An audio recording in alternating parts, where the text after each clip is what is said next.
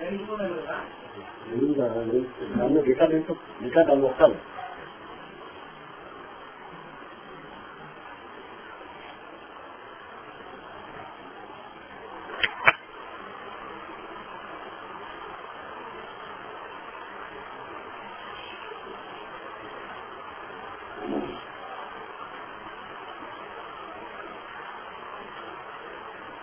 భగవద్గీత శ్లోకాలు కావాలంటే వినొచ్చట, కానీ డబ్బులు మనకెందుకు భగవద్గీత.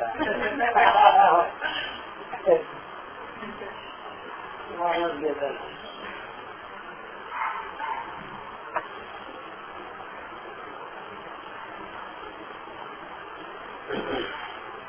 ఓమాప్యాయంతు మమాంగాని వా ప్రాణచక్షు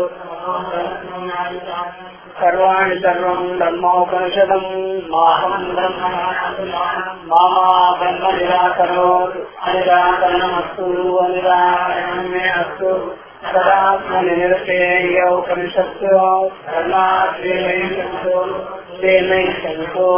ఓం శాంతి శాంతి శాంతి. హరి ఓం శ్రీ గురుభ్యో నమః. హరి ఓం. అసలు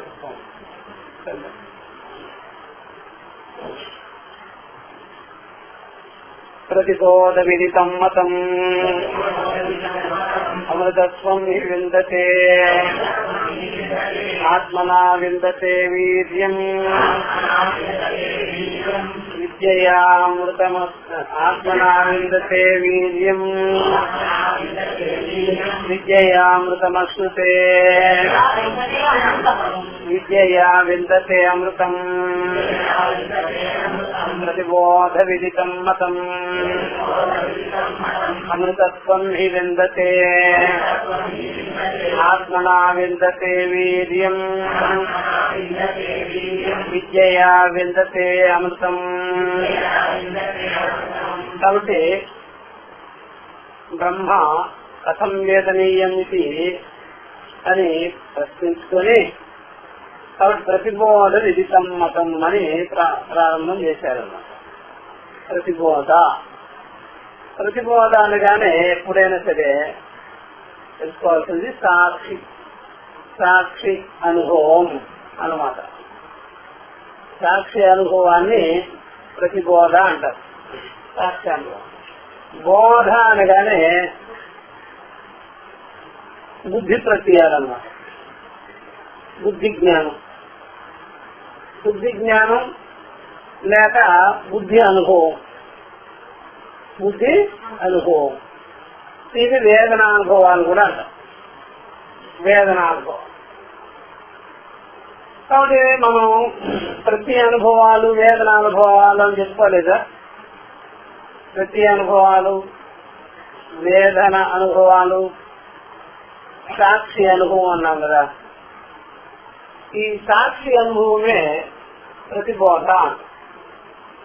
బోధన బట్టి ప్రతిబోధ అని పేరు పెట్టారు. బోధన బట్టి ప్రతిబోధ. ఇది బోధ, ఇది ప్రతిబోధ. బోధం ప్రతిబోధ. బోధం ప్రతి బోధకే ప్రతిబోధ. శ్రోత్రస్యాం శ్రోత్ర,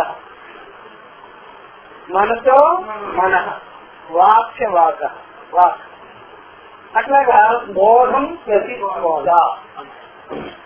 బుద్ధికే బోధ, బుద్ధికే జ్ఞానం, బుద్ధికే అనుభవం. ఆ మాటలో వాళ్ళు ప్రతిబోధ అని. అందువల్ల ప్రతిబోధగా తెలుసుకోవడమే ఆత్మజ్ఞానం అవుతుంది. బోధగా తెలుసుకోవడం ఆత్మజ్ఞానం కాదు. బోధగా తెలుసుకోకూడదు. ఎప్పుడు ఏంగా తెలుసుకోవాలి? ప్రతిబోధగానే తెలుసుకోవాలి. ప్రతిబోధ ఏవ ఆత్మస్వరూప అనుభవం. బోధ స్వరూప అని కూడా చెప్తారు. కేవల బోధ జ్ఞానం, బుద్ధి జ్ఞానం. కాబట్టి బుద్ధి జ్ఞానం ఎప్పుడు కూడా ఈ దిగువ చేరుకోని ఉంటుంది అన్నమాట. సత్యానుభవాలు, వేదనానుభవాలు చూసారా? ఈ ప్రతిబోధ అనేది సర్వానికే అది స్వరూపమైంది, అన్నిటికీ కేవల సాక్షి, అసంగ సాక్ష్యం. బోధ అసంగ కాదు, అధ్యస్థ జ్ఞానం. దేహేంద్రియాది ధర్మాలతో కూడుకొని అహం సంసారి సుఖే దుఃఖి ఇది బోధ. దేహేంద్రియ సంఘాత విలక్షణ అసంగ నిర్విశేష నిర్వికల్ప ఇది ప్రతిబోధ. అందువల్ల ప్రతిబోధ జ్ఞానమే జ్ఞానం, బోధ జ్ఞానం అజ్ఞానం. అదే ప్రతిబోధ విదితం మతం. అది కాబట్టి ఇలాగా తెలుసుకున్న వెంటనే అది అమృత జ్ఞానం అవుతుంది, అమృతానుభవం, అమృత స్వరూపం. అంటే అవినాశి, నిరవయం, నిత్యం, నిత్యశుద్ధ బుద్ధ ముక్త స్వరూపం అవుతుంది. ఈ బోధ అనేటువంటిది ఆగమాపాయి, విశేష సహితం, విశేషం, వికారం, ఇంద్రియాది జ్ఞానం ఇలాగా ఉంటుంది. కాబట్టి బోధ జ్ఞానము అందరికీ ఉంటుంది. బోధ ప్రత్యయానుభవం ఉందే అది అందరికీ ఉంటుంది. ప్రతిబోధ జ్ఞానము శాస్త్ర ఆచార్య ఉపదేశముల వల్ల అది నిశ్చయింపబడుతుంది. ఇది శాస్త్రాచార్య ఉపదేశం అక్కర్ లేకుండానే అభ్యసించుకొని ఒకదాని ధర్మాలు ఒకదానిపైన ఇసుకృత విజ్ఞానం, వేదనానుభవ జ్ఞానం, ఆగమాపాయ జ్ఞానం ఇలాంటివన్నీ మనకి వస్తూ ఉంటాయి. కాబట్టి ఈ ప్రకారంగా ప్రతిబోధ విదితం అనేది జనితమైన జ్ఞానం కాదు, ఇతర నిత్యమైన జ్ఞానం. అది ప్రామాణికమైన జ్ఞానం, ప్రమాణజన్యం. జ్ఞానంతో ప్రమాణజన్యం. ఈ బోధ జ్ఞానం ప్రమాణజన్యం కాదు, అది ఇంద్రియాల జన్య జ్ఞానం, ఇంద్రియాల ఆరోపిత జ్ఞానం. కాబట్టి బోధ జ్ఞానం అంతా కూడా ఇంద్రియాల యొక్క సంబంధం వల్ల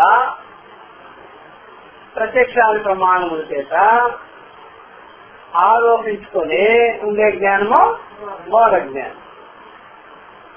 కాబట్టి అది జ్ఞానం కాదు, అజ్ఞానం అవుతుంది. సమ్యక్ జ్ఞానమే కాదు,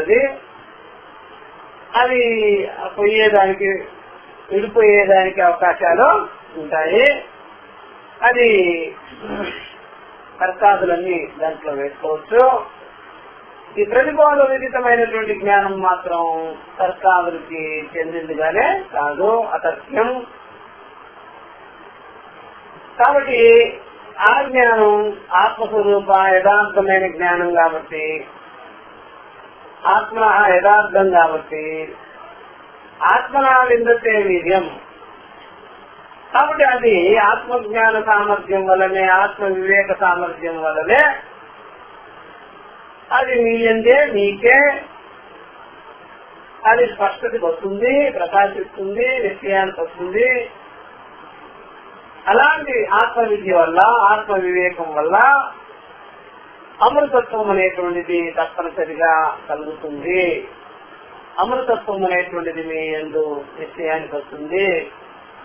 అహం అమృత.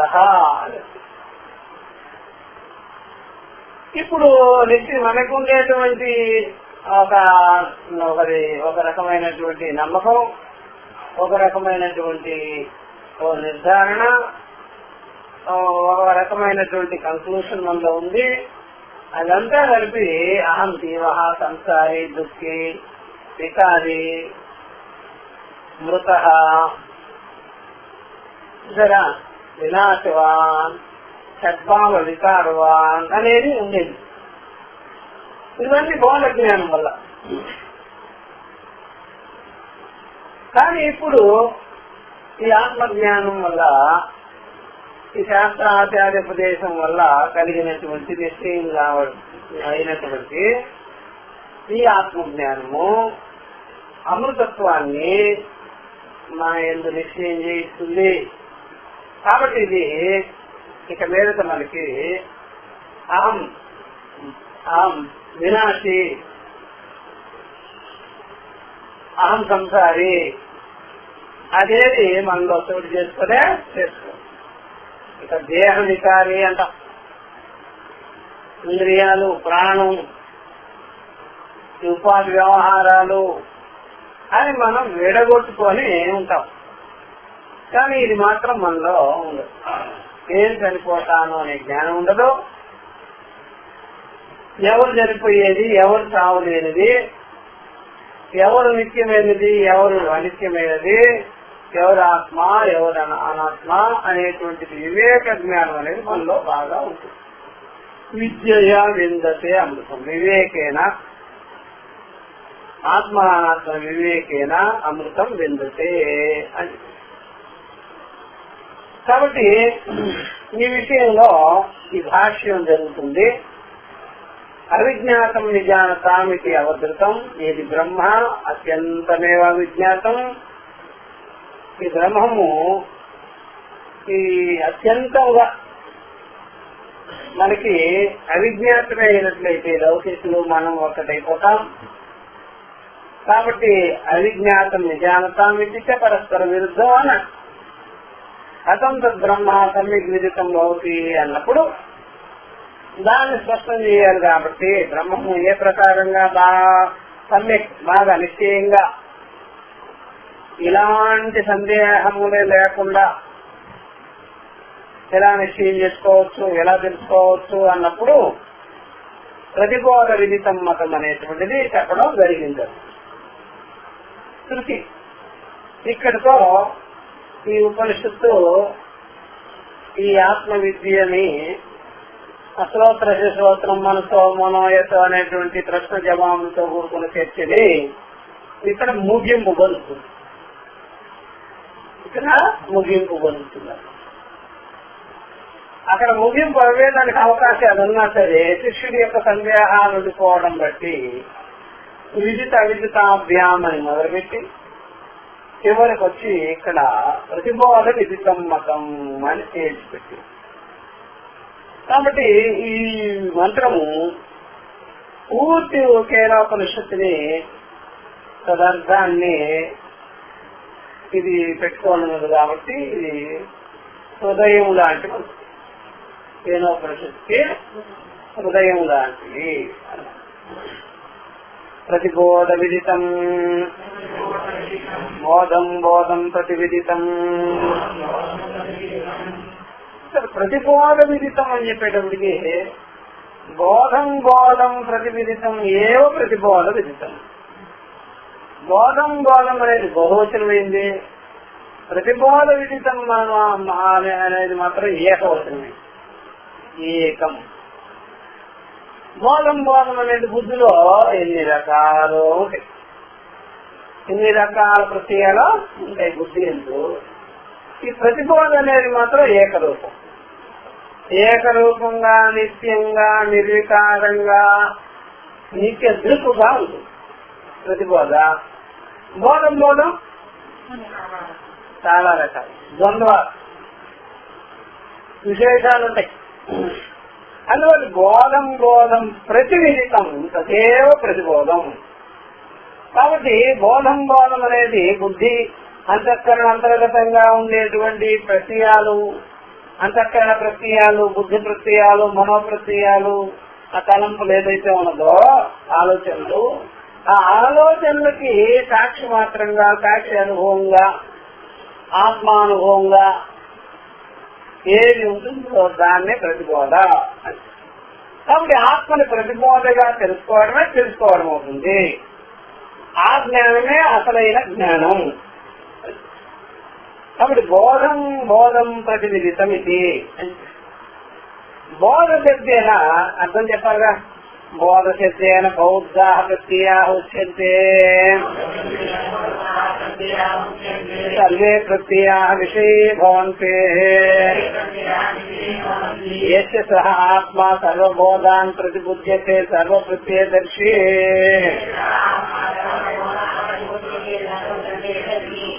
శక్తి స్వరూపమాత్ర ప్రత్యేహ ప్రత్యేషు అవిశిష్టతయా లక్ష్యతే నా అన్యద్వారం అంతరాత్మనః విజ్ఞానాయ అతః ప్రత్యయ ప్రతిగాత్మతయా విదితం బ్రహ్మ యదా తదా తద్మతం తత్ సమ్యక్ దర్శనం ఇత్యర్థః. అది ఎంత క్లియర్గా ఉంది శంకర, చాలా స్పష్టంగా ఉంది.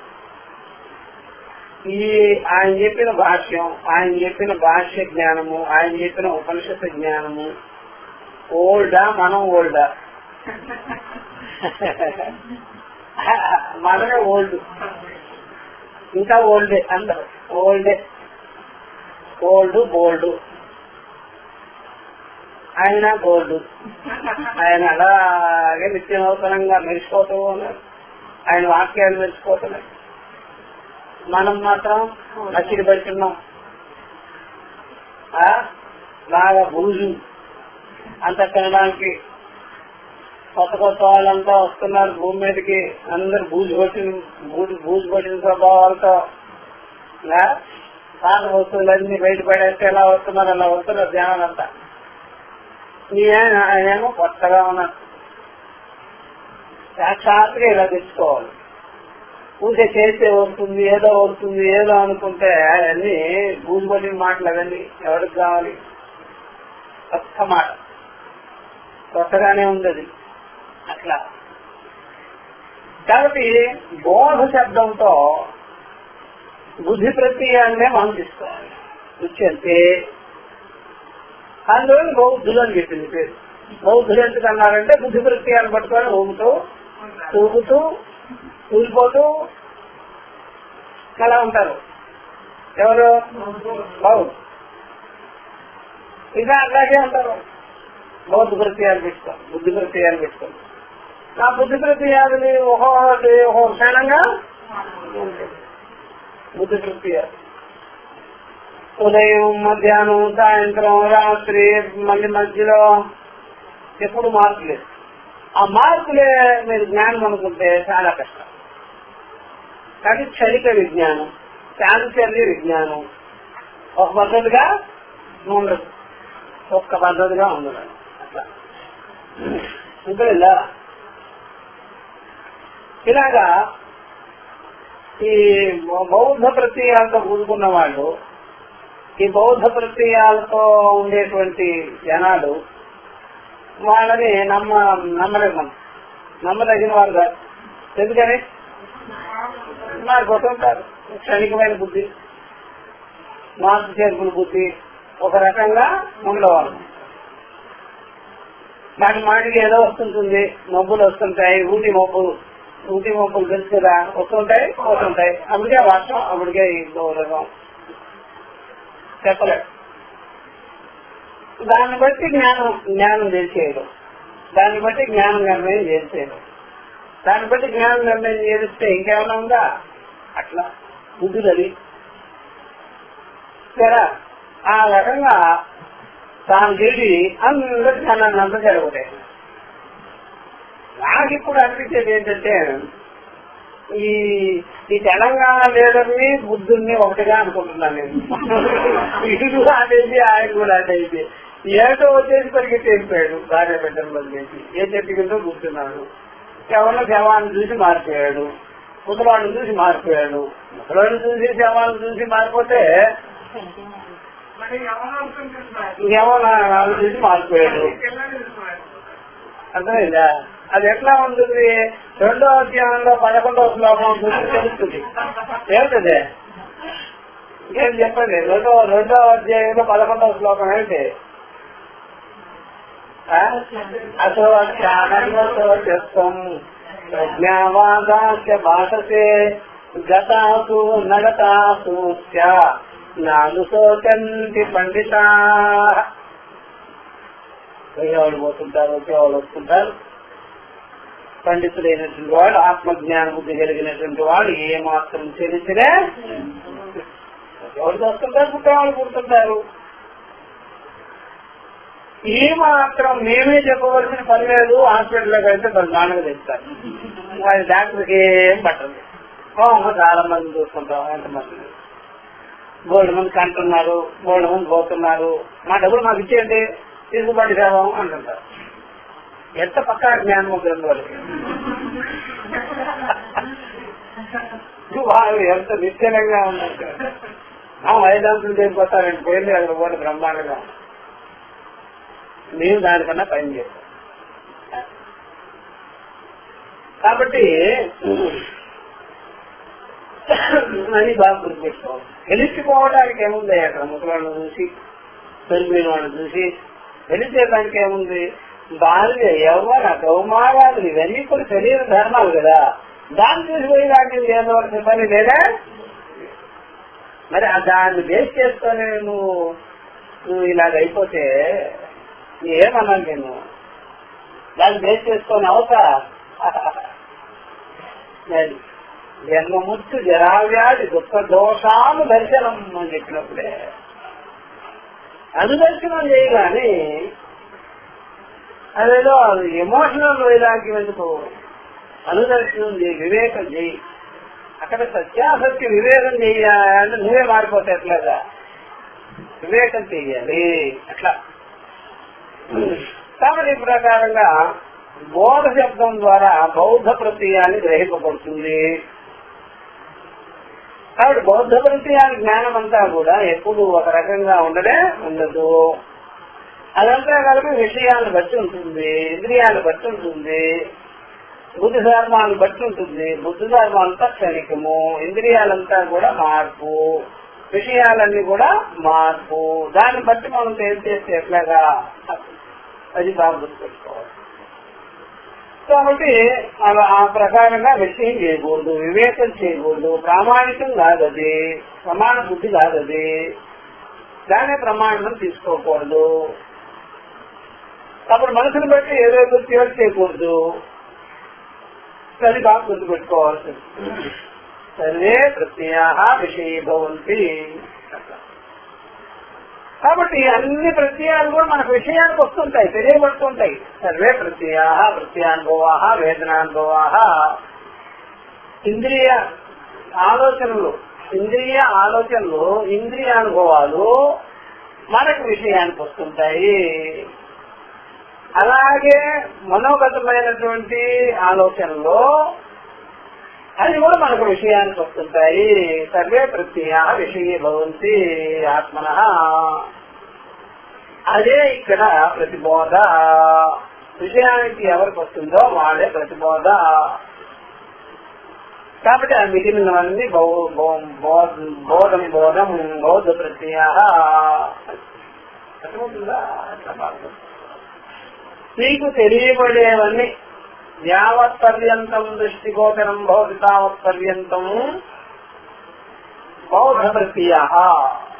యావత్ పర్యంతం దృష్టిగోచరం భవతి తావత్ పర్యంతం బౌద్ధ ప్రత్యయా. చూసారా? కాబట్టి ఎప్పటి వరకు అయితే దృష్టిగోచరం అవుతూ ఉంటుందో మనకి అప్పటి వరకు అది బౌద్ధ ప్రత్యయాలుగా తెలుసుకోవాలి, దృశ్యాలుగా తెలుసుకోవాలి. తెలుసుకునేవాడే సాక్షిగా తెలుసుకోవాలి. ఇది ఎవరి అనుభవంలో ఉంది, ఎవరి ఎందుకు ఇదంతా అనుభవం నిలబడిపోతూ ఉన్నది? సర్వానుభవులు ఎవరు? ఏ అనుభవం అవసానం చెందుతుంది? ఏ అనుభవం ఎందు ఈ జ్ఞానం, ఈ యొక్క బుద్ధి జ్ఞానం, ఇంద్రియ జ్ఞానం అంతా నిలిచిపోతుంది? ఆ అనుభవమే సర్వానుభవ సాక్షి అంటే. కాబట్టి సర్వే ప్రత్యయా విషయీభవంతి. అన్ని ప్రత్యయాలు కూడా మనకి విషయం అయిపోతూ ఉన్నది. యశస్స ఆత్మ ఎవడు ఈ ప్రకారంగా రిసీవ్ చేసుకోగలుగుతున్నాడో, ఎవరి ఎందైతే ఈ అంతా కూడా తెలియబడుతున్నదో, ఎవరి ఎందు ఎవరి ఇదంతా ప్రకాశింపబడుతున్నదో ఏవ ఆత్మ యశస్స ఆత్మ సర్వబోధాన్ ప్రతిబుద్ధ్యతే సర్వ ప్రత్యదర్శి. ఆయననయ్యా సర్వబోధాన్ ప్రతిబుద్ధ్యతే, సర్వ బౌద్ధ ప్రత్యాదమంతా కూడా ప్రతిబుద్ధ్యతే. ప్రతి సాక్షి, ప్రత్యేగాత్మ, ప్రత్యక్ దర్శి, ప్రత్యేక దర్శి స ఏవ ఆత్మ సర్వ ప్రత్యదర్శి. సర్వ ప్రత్యదర్శి ఏవ ఆత్మ. సర్వ ప్రత్యదర్శినే ఇక్కడ ఏమన్నాం? ప్రతిబోధ. ప్రతిబోధ, ప్రత్యక్ సాక్షి, ప్రత్యేగాత్మ, అంతరాత్మ. చూసారా? కాబట్టి సర్వ ప్రత్యదర్శి ఇలా తెలుసుకోవాలి. మనం ఎదు నుంచి చేస్తుంటాము, ఇక్కడ ఎదు నుంచి చెప్పారు అని చూసుకోవాలి. ఇటు సర్వసాక్షిగా చెప్పారు, సర్వాత్మగా చెప్పారు, సర్వానుభవంగా చెప్పారు, ఇక్కడ ఆత్మగా చెప్పారు. మనం చేసేదంతా కూడా మనము మనసులో ఉండి చేస్తుంటామని. మనసులో నుంచి ఒక అడుగు కూడా బయటికి పెట్టాం. పెడితే ఇంద్రియాల్లోకి పెడతాం, ఇంకా పెడితే విషయాల్లోకి పెడతాం. అంతేగాని అటు పెట్టాం, ఇంకా పైకి పెట్టాం. ఇంద్రియాలకి పైకి పెట్టామంటే మనసులోకి వస్తాడు, మనసు కంటే పైకి పెట్టాడు, దిగువగా పెట్టాడు. చూసారా? సాక్షిగా పెట్టాడు, సాక్షిగా తెలుసుకోవాలి. సాక్షిగా ఉన్నాను అని గ్రహించు. ఎప్పుడు చూసినా సరే తను తాను విషయంగా, తను తాను భావనగా, తను తాను మనసుగా అట్లాగా భావించారు. అందుకనే మనసుని నొక్కే ప్రయత్నం చేస్తారు, మనసును బాగా పిడికిల్లో బిగించే ప్రయత్నం చేస్తుంటారు, ఇంద్రియాలతో బాగా కమ్ముకునే ప్రయత్నం చేస్తుంటారు. ఇంతే తప్ప ఇంద్రియాలకు ద్రష్టగాను, మనసుకు ద్రష్టగాను, మనసులో ఉండే భావాలకు ద్రష్టగాను నిలవమంటే నిలిచి ఉన్నానని కూడా తెలుసుకో. నిలవమంటే నిలవడు, నిలిచి ఉన్నానంటే కూడా ఆ విషయం కూడా చేయదు జనాలంటే. అందుకే ఎప్పుడు చూసినా మనసుని నొక్కించే ప్రయత్నమే చేస్తుంది. ఆ నొక్కేసేదానికి కొంత ఉపాయమే తెలుసు, ఇంకొక ఉపాయమే తెలుసు. కొంత ఉపాయమే తెలుసు, ఇంకొక ఉపాయం తెలుసు. కొంత ఉపాయం ఏంటయ్యా అంటే ఇంద్రియాన్ని మోపేస్తాడు. అయినా ఆ ఇంద్రియాన్ని మోపేసినా సరే లోపల ప్రక్రియలు గలగలగలగా చెప్తారు. మరి అదేం చేయాలి? ఇప్పుడు మళ్ళీ మూసేసేటప్పుడు సౌండ్ రాదు, మళ్ళీ మూసేసేటప్పటికి గలగలగా సౌండ్. ఏం చేయాలి? ఇప్పుడు మూసేసేస్తాడు, ఇట్లా కళ్ళు మూసుకుంటాడు, గలగలగలగా చెప్తాడు. మళ్ళీ మూసేస్తాడు, మళ్ళీ బయటకు పోతుంది, మళ్ళీ మూసేసేటప్పుడు లోపల గలగలగలగా చెప్తాం. ఏం చేయాలి? అది కదా మీకు అంట. అందుకే రేపు పడుకున్నప్పుడు గలగలగా చేసేస్తాయి. నేను ఏమిటో ఈ మనసు ఇట్లా గొడవ పెట్టేస్తుంది, బీపీ నాకేస్తుంది, పీకేస్తుంది అని పని కలుగుతుంది. అందుకని కొంతమంది చేసి రాత్రి కూడా పని చేసుకుంటుంటారు. ఏమమ్మా పని చేస్తున్నాం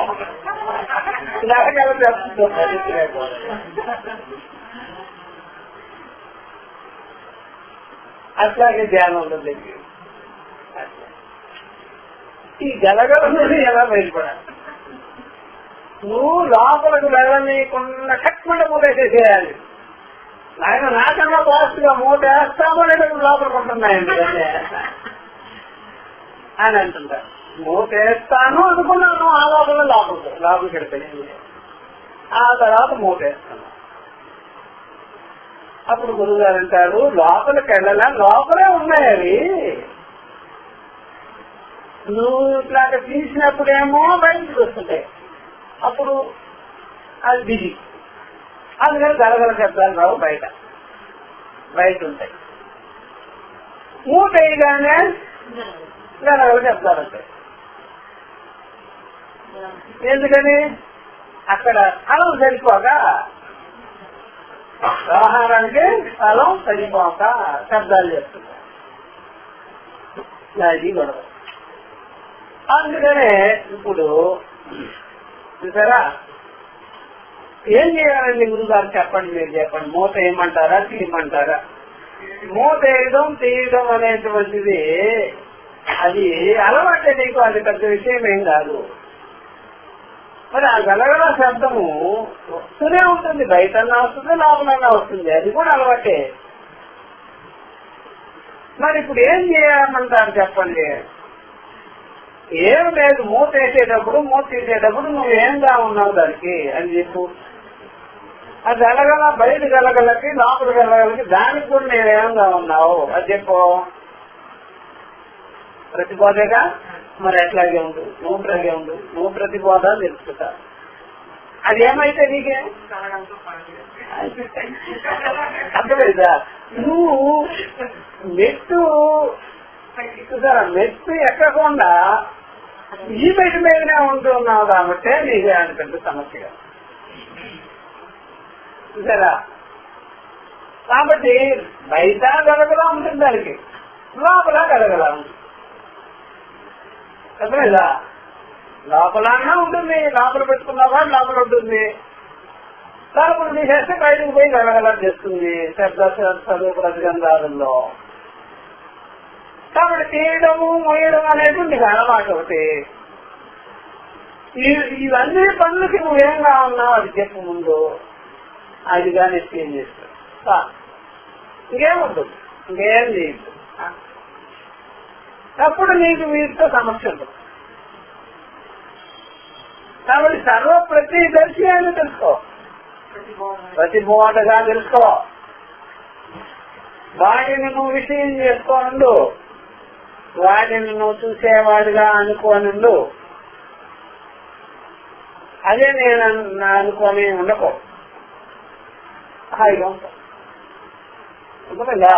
అది బాగుంటుంది. అట్లా తెలుసుకోవాలి, ఇది బాగా గుర్తుపెట్టుకోవాలి. ఈవెన్ ఎవరికైనా సర్వే ప్రత్యయా విషయే భవంతి యస్య సహ ఆత్మ సర్వబోధాన్ ప్రతిబుద్ధ్యతే సర్వ ప్రత్యయదర్శే. అది బాగా. కాబట్టి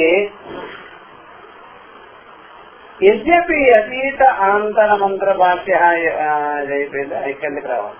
మూడవ టిప్పణి ఉంటుంది. ప్రత్యయాస్తు నా ప్రత్యయదర్శిన. ప్రత్యయాలన్నీ కూడా ప్రత్యయదర్శిని చూడవు. ప్రత్యయాలన్నీ కూడా ప్రత్యయదర్శి కోసం కాదు. అది ఎన్నో ప్రత్యయాలు ఉన్నాయి కదా, ఇంద్రియ మనసు ప్రత్యయాలంటే తెలుస్తుంది కదా, ప్రతీతమయ్యేవి. ప్రత్యయాలన్నీ అంటే ప్రతీతమయ్యేవి, తోచేవి అన్నమాట. చూసారా, తోచేవి వాటిని ప్రత్యయాలు అంటాం. ప్రతీయంతే ఇది ప్రత్యయా నా ప్రత్యయదర్శిన. ప్రత్యయాలన్నీ కూడా ప్రత్యయదర్శి వరకు కానే కాదు. ప్రత్యయదర్శి తద్విలక్షణ. ప్రత్యయదర్శి సరా, ప్రత్యయదర్శి ఎవరైనా ఇప్పుడు ఎవరినైనా సరే డైరెక్ట్ ఉన్నాడు అనుకోండి, దర్శకుడు ఎవరితో అయినా యాక్షన్ చేయిస్తుంటాడు, డాన్స్ చేయిస్తుంటాడు, అట్లా చేతులు కాలు తిప్పమంటుంటాడు.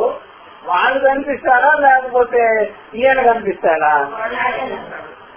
ఈయనకు వాళ్ళు కనిపిస్తారు, జనాలకు వాళ్ళు కనిపిస్తారు. ఈయన కనిపిస్తాడు అట్లా, అర్థమైందా? ఈయన కూడా పక్కన చేరి, అర్థమైందా? ఈయన కూడా పక్కన చేరి వాళ్ళతో పాటు నటనగా చేసినట్లయితే అప్పుడు జనాలందరూ ఎవరు ఇద్దరు హీరో అని అడుగుతారు. అందుకని దర్శకుడు ఎప్పుడు కూడా పిక్చర్ లోకి రాలే రా. ఆడించింది వీడు, ఆడింది వాళ్ళు, కనపడేది వాళ్ళే, ఎప్పుడు పేరు ప్రఖ్యాతులు వాళ్ళకి. ఇతనికి ఏమిటి? రోడ్లో మట్టి అంతే. ఇంకేం రావు. ఇంకా ఆవిడ పాటలు పాడే వాళ్ళ వింటారు కానీ వీరికి అక్కడ ఏమి రావు. అర్థమైందా? అయితే ఆ నటించే వాళ్ళందరూ ఎవరి మీద ఆధారపడుకోవాలి ఉంటారు? దీని మీద ఆధారపడుకోవాలి. జనాలందరూ వాడిని చూస్తుంటారు, ఆ నటించేవాడు ఈయన చూస్తుంటాడు. అర్థమైందా? కాబట్టి జనాలందరూ తింటాడు. యాక్టర్ నటుడు జనాలందరూ తింటాడు. ఏం పేరు మీ పేరు అంటే జగత్ ఖా అని చెప్తాడు. జగత్తును తినేస్తాను. మరి నీ పేరు ఏం పేరండి అని అడగండి దర్శకుడిని, వాడిని నేను చెప్తాను. కాబట్టి నటుడిని విడిచిలేస్తుంటాడు. ఎందుకని తీయకపోతే చేస్తుంటాడు, శివాట్లు పెడుతుంటాడు. అట్లా నిలబడి ఇట్లా నిలబడాడు. ఇక వాడు మళ్ళీ తీసాడు భరేస్తాడేమో అని కాళ్ళు చేతులు పట్టుకొని బతుకులు ఆడుకొని వాడి వల్లే కదా నేను పైకి రావాలి అని వీడు దాసోహం అంటుంటాడు. సరే ఎప్పటికైనా సరే డైరెక్టర్ చేతిలో ఏమగా ఉంటాడు వాడ, పిల్లిగా ఉంటాడు. జనాలకు మాత్రం పులిలాగా ఉంటాడు. ఎందుకని వీడు లాభం లేదండి నిర్మాతలు చెప్పేసినాడు అనుకోండి, వీడు లాభం లేదు, ఈ సినిమా అంతా కూడా ఊరికే ఏం లేకుండా పోతాయి అని చెప్తే వాడు మీకు పడేవాడు నష్టం వచ్చేవాడు మనకెందుకు అని చెప్పాడు. అప్పుడు వాడిని వీళ్ళు తింటాడు. వాడు జగత్ ఖా అంటే వీడిని వాడు సుజేఖా. అట్లాగా ఈ సర్వ ప్రత్యయ దర్శనమే. ప్రత్యయాలు వాడిని ఏం చేయవు, వాడిని చూడవు. వాడి కొరకు ప్రత్యయాలు కాదు. కాబట్టి ప్రత్యయాస్తు నా ప్రత్యయ దర్శన ఏ దర్శిత విలక్షణ. ప్రత్యయాలకు దర్శి అయినంతే. నహి ప్రత్యయ స్వయమేవ ఆత్మానం ద్రష్టం అలం నహి అలం. ఈ ప్రత్యయాలన్నీ కూడా స్వాత్మని చూసుకోవడం అంటే అసంభవం. చూడడం స్వాత్మని దర్శించుకోలేవు అవి ప్రత్యయాలన్నీ. అవన్నీ బయటకు పోవాల్సిందే అంటే బయటే. కాబట్టి నహి ప్రత్యయ స్వయమేవ ఆత్మానం ద్రష్టమలం నహి అలం. చూసారా? కాబట్టి తాను తన స్వరూపాన్ని చూసారా, అది చూసేదానికి శక్యంగానే వాళ్ళ ప్రత్యయాలకు అలాంటివి ఏమి. ఈ యొక్క కొత్త కర్తృత్వ విరోధాతో ఒక్కసారిగా కర్మ కాని కర్తృత్వం కాని ఉండనే ఉండదు. విరోధం కదా. ప్రత్యయాలని కర్మ, అవి తాను చూసుకునేదానికి పనికిరావు. తనకంటే అన్నిటినీ ప్రకాశించేటువంటి ఆత్మ చైతన్యానికి కూడా అది చూసేదానికి పని. అవి ఏక ప్రత్యయాంతరం పశ్చేత అంతేదాని కదా. ఒక ఆలోచన ఇంకొక ఆలోచనతో ఏమైనా స్నేహం చేస్తుందా, లేకపోతే జతగట్టి ఏమైనా ఒకరొకరు చూసుకుంటారా అంటే అది కూడా కాదు. ఒక ఆలోచన ఇంకొక ఆలోచన అవి రెండు కూడా ఎప్పుడైనా రెండు వస్తువులతో సమానమే, జడ వస్తువులతో సమానమే. రెండు ప్రత్యయాల్ని అలా పక్కన పెట్టేవాడు, ప్రయాసిగా పెట్టేవాడు. దీని తర్వాత అది, దాని తర్వాత అది అని దానికి పేర్లు పెట్టేవాడు. అలా తోలు బొమ్మల్లాగా ఆడిచ్చేవాడు. ప్రత్యయదర్శి ఎవరో. రెండు ప్రత్యయానికి ఏమన్నా ఒకదానికి ఒకటి ఏమన్నా ఉందా? అది ఇంకో ఒక ప్రత్యయాన్ని ఇంకో ప్రత్యయాన్ని చూడదు. ఒక ప్రత్యయం ఇంకొక ప్రత్యయంతో జత కట్టడం ఉండదు. అలాగా జత కట్టేది నేర్చుకున్నాయనుకోండి సుఖము దుఃఖంతో, మనం ఇద్దరం ఫ్రెష్ పని హాయిగా ఉంటారు. అర్థమవుతుందా? ఇద్దరు జత కట్టలేదు. ఎందుకు కట్టలేరు చెప్పండి? సుఖ దుఃఖాలు ఇద్దరు స్నేహితులు అయిపోతే అవి జైత్యం అయిపోతాయి. అది ఊరికే తోపికలు అంతే. ఆ సుఖ దుఃఖాలుగా దానికి ఆ విధంగా రంగేసింది ఎవరు? మనసే. ఆ మనసుని ఆ విధంగా ప్రకాశించింది ఎవరు? ఆత్మ. మనసుగా రంగు తీయటం రాదు, ఆత్మ చెప్తేనే. నువ్వేసావు అని చెప్పాలి. అది నా ముందే, నా అనుభవంలోనూ నువ్వు వేసావు. వేసానా, నాకు తెలియకుండా చేశానే అంటే ఈ ఆత్మానుభవం కానీ దాంట్లో ప్రకాశించకపోతే దానికి ముందు ఏం జరిగింది, తర్వాత ఏం జరిగింది, అదేమి తెలియదు. ఒక తెలియకపోవడం బట్టి ఆ విధంగా అనుకుంటుంది, అక్కడ పొరపాటు జరుగుతుంది. వెంటనే ఆత్మానుభవ సారథ్యంలో, ఆత్మానుభవ అస్తిత్వంలో వెంటనే దానికి ఒక రకమైనటువంటి ఎదుకోగలిగిన వెంటనే దాన్ని వదిలేదు. కాబట్టి ఒక ప్రత్యయానికి ఇంకొక ప్రత్యయానికి కూడా సంబంధం లేదు. అది చూడదు. తత్కాలే ప్రత్యయ, తత్కాలే ప్రత్యయాంతర అభావాలేవా. ఆ మూమెంట్ లో మరొక ప్రత్యయం ఉండదు. ఆ ప్రత్యయం ఉండేటప్పుడు ఇంకొక ప్రత్యయం ఉండదు. ఒక ఆలోచన ఉండేటప్పుడు ఇంకొక ఆలోచన ఉండదు. ఒక ఆలోచన ముందుగా సాక్షి ఉంది, ఆలోచన వచ్చినప్పుడు సాక్షి ఉంది, ఆలోచన ఇంకొక ఆలోచన పుట్టించేటప్పుడు కూడా సాక్షి ఉంది, దీన్ని నెట్టేటప్పుడు సాక్షి ఉంది, దీన్ని తీసుకొచ్చినప్పుడు సాక్షి ఉంది, సంకల్పంలోనూ సాక్షి ఉంది, వికల్పంలోనూ సాక్షి ఉంది, అంతకు ముందు కూడా సాక్షి ఉంది, ఈ పోయినా సాక్షి ఉంది, ఇన్పెట్టుకొని కూడా సాక్షి ఉంది, రెండింటికి కూడా ఒక జాయింట్ ఉంది అని చెప్పేదానికి కూడా సాక్షి ఉంది. వీటికి ఏం తెలుసు? వీటికి ఏమో తెలుసా? ఒక కోటికి ఇంకో కోటికి ఏమి సంబంధం. ఆ కోశలన్నీ చూసేవాడు వాడు అన్ని కోశల లోపల నుంచి తిరుగుతూ ఉంటాడు. కోశలకి ఏం తెలియదు, మనం అంతా కలిసి నడుస్తున్నాం, ఏం తెలియదు. అట్లాగా కాబట్టి తస్మాత్ చూసారా, కాబట్టి ఆ మూమెంట్ లోనే ఒక ప్రత్యయానికి ఇంకొక ప్రత్యయం ఉండదు. చూసారా, ఒక ప్రత్యయం ఉన్నప్పుడు ఇంకొక ప్రత్యయం చోటు చేసుకోదు. ఆ ప్రత్యయాన్ని లాగేసి నొక్కేసి ఇంకొక ప్రత్యయాన్ని పెడుతుండడం అనేది సాక్షిగా తెలుస్తుంది. సాక్షిగా మనసుకుంటుంది. నువ్వు ఇంత కోపడినట్టున్నావు అని చెప్పాలి. మనసు ఇందాకే కదా కోపడింది అని చెప్పాలి. అది వెంటనే వదిలేసి ఉంటుంది దానిలో. ఏమి అదొక జడ యంత్రం. ఏంటి అన్ని పూసకొచ్చినట్టుగా దానికి ఇస్తూ ఉండాలి. నువ్వు ఇలా అన్నావు, నువ్వు ఇలా అన్నావు, ఏమో అంటుంది. అది ఎవరో ఏమో అంటుంది. ఏమో అందుకని మీరు వ్యవహారంలో ఎక్కువ చూసినా సరే మనోస్థాయిలో ఉండేటప్పటికి ఏ మాట్లాడుతుంటారు, ఏమో అని. అవునా కదా? ఏమో అనే ఏమో అయ్యేది అనేది. ఏమో ఎందుకు పుట్టావు, ఏమో ఎందుకు బతుకుతున్నావు, ఏమో ఎందుకు చేసావు, ఏమో ఏంటమ్మా అంతే తప్ప ఆన్సర్ ఉంటే వద్దు. ఎప్పుడు చూసినా అదే. చిన్నప్పటి నుంచి చూస్తున్నావు ఏమో, మొదలుతనం వచ్చినా ఏమో ఏంటి, నువ్వెవరు ఏమో, అంటే ఇది కూడా ఏమో. ఎవరికి మిగిలేదు అదే ఏమో.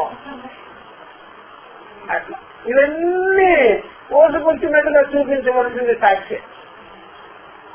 ఏమో అంటావేంటి, అది దానికి చేసే పని చేసేస్తుంటావు, అర్థమే కాదు. అలాంటి అంత అయోమయమైనటువంటిది ఎవరా? మనసు, బుద్ధి, చిత్తము. అహంకారము అదే నంబర్ 1 అయోమయం. అప్పటికప్పుడే ఏదేదో చెప్పేస్తాడు, అప్పటికప్పుడే ఏదేదో చేసేస్తాడు. నంబర్ 1 అయోమయం. వీటినన్నింటినీ కలిపి ఒక తాడు చుట్టి పెట్టేది ఎవరు?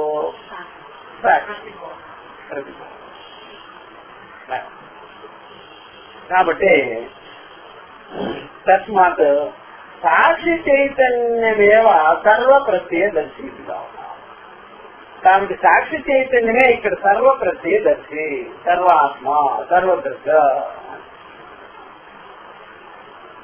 అందుకని జనాలందరూ అంతఃకరణ స్థాయిలోనే చర్చ వేసుకొని ఎత్తుకొని దానికి లోబడి ఉంటారు. కాబట్టి వాళ్ళు ఆ డ్రైవరు లేకుండా బండి ఏ విధంగా ఆన్ చేసుకొని పోతూ ఉంటుందో అట్లా పెట్టుకుంటుంటారు. ఎక్కడ పెట్టుకుంటారో ఏమవుతారో తెలియదు. దాంట్లో ఎవరుంటారో డ్రైవర్ ఉండడు. ఏ డ్రైవర్ ఉండరు? అహంకారం డ్రైవర్ ఉండడా, లేకపోతే సాక్షి డ్రైవర్ ఉండడా? సాక్షి డ్రైవర్ ఉన్నాడు, అహంకారం డ్రైవర్ ఉంటాడు. వాడు ఉన్నా ఒకటే, లేకపోయినా ఒకటే. అట్లా కాబట్టి చిత్తశక్తి స్వరూపం మాత్ర అని చెప్పేసి సర్వప్రత్యదర్శి. చిత్తశక్తి స్వరూపం మాత్ర ఆయనకి ఆయన స్వరూపం ఏమిటయ్యా అంటే కేవలం ఆ స్వరూపమే ఏమిటయ్యా అంటే చిత్తశక్తి, చైతన్యమే శక్తిగా సమర్థతగా ఉన్నవాడు చైతన్య స్వరూపుడు. అంతేగాని టిప్పణిలో చిత్ నటు చిత్ గుణ అంటే చిత్ అనేది ఒక గుణం కాదు, చిత్ అనేది స్వరూప. అగ్నికి ఏ విధంగా ఉష్ణత్వమో ఆ విధంగానే సాక్షికి, ఆత్మకి, అంతరాత్మకి చైతన్యమే స్వరూపం. చైతన్యమే స్వరూపం, చైతన్యమే స్వరూపం. చిత్తశక్తి స్వరూపం మాత్ర సర్వద్రష్ట ఇది సర్వప్రకాశిత సర్వాంగో స్వరూప అని. అది అందుకనే మనం ఆ ప్రకారంగా తెలుసుకోగలుగుతున్నాం, చెప్పగలుగుతున్నాం, జీవించగలుగుతున్నాము. ఆ యొక్క చిత్తశక్తి స్వరూపము, ఈ చిద్ అనుభవము, ఈ చిదాత్మ అప్పుడప్పుడు మనకి మనకి మనకి ఎప్పుడు ప్రకాశించేటువంటి ఆత్మ మనము మన బుద్ధి ఎప్పుడూ ప్రకాశించేటువంటి చైతన్యాన్ని అప్పుడప్పుడు అది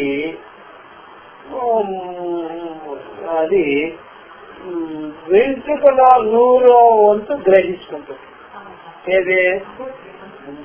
ఏది దేన్ని? ఎప్పుడు సర్వకాల సర్వావస్థలు ఎందు ఉదయాస్తమయాలు లేక, పౌర్ణమి, అమావాస్య, ఉత్తరాయణం, దక్షిణాయనము, ఋతువులు అవి ఇవి ఏమి లేకుండా, కాలం లేకుండా, నిమిషాలు లేకుండా, గంటలు లేకుండా, ఆ సెకండ్లు లేకుండా ఎప్పుడు సమానంగా ప్రకాశించేటువంటి చైతన్య స్వరూపాన్ని అంతఃకరణము, అహంకారము, బుద్ధి, తెలుసుకులో 100వ వాటి గ్రహించుకొని అబ్బా నాకు తెలిసింది అది ఎట్లా సార్ దృష్టాంతం ఎవరు చెప్పరా?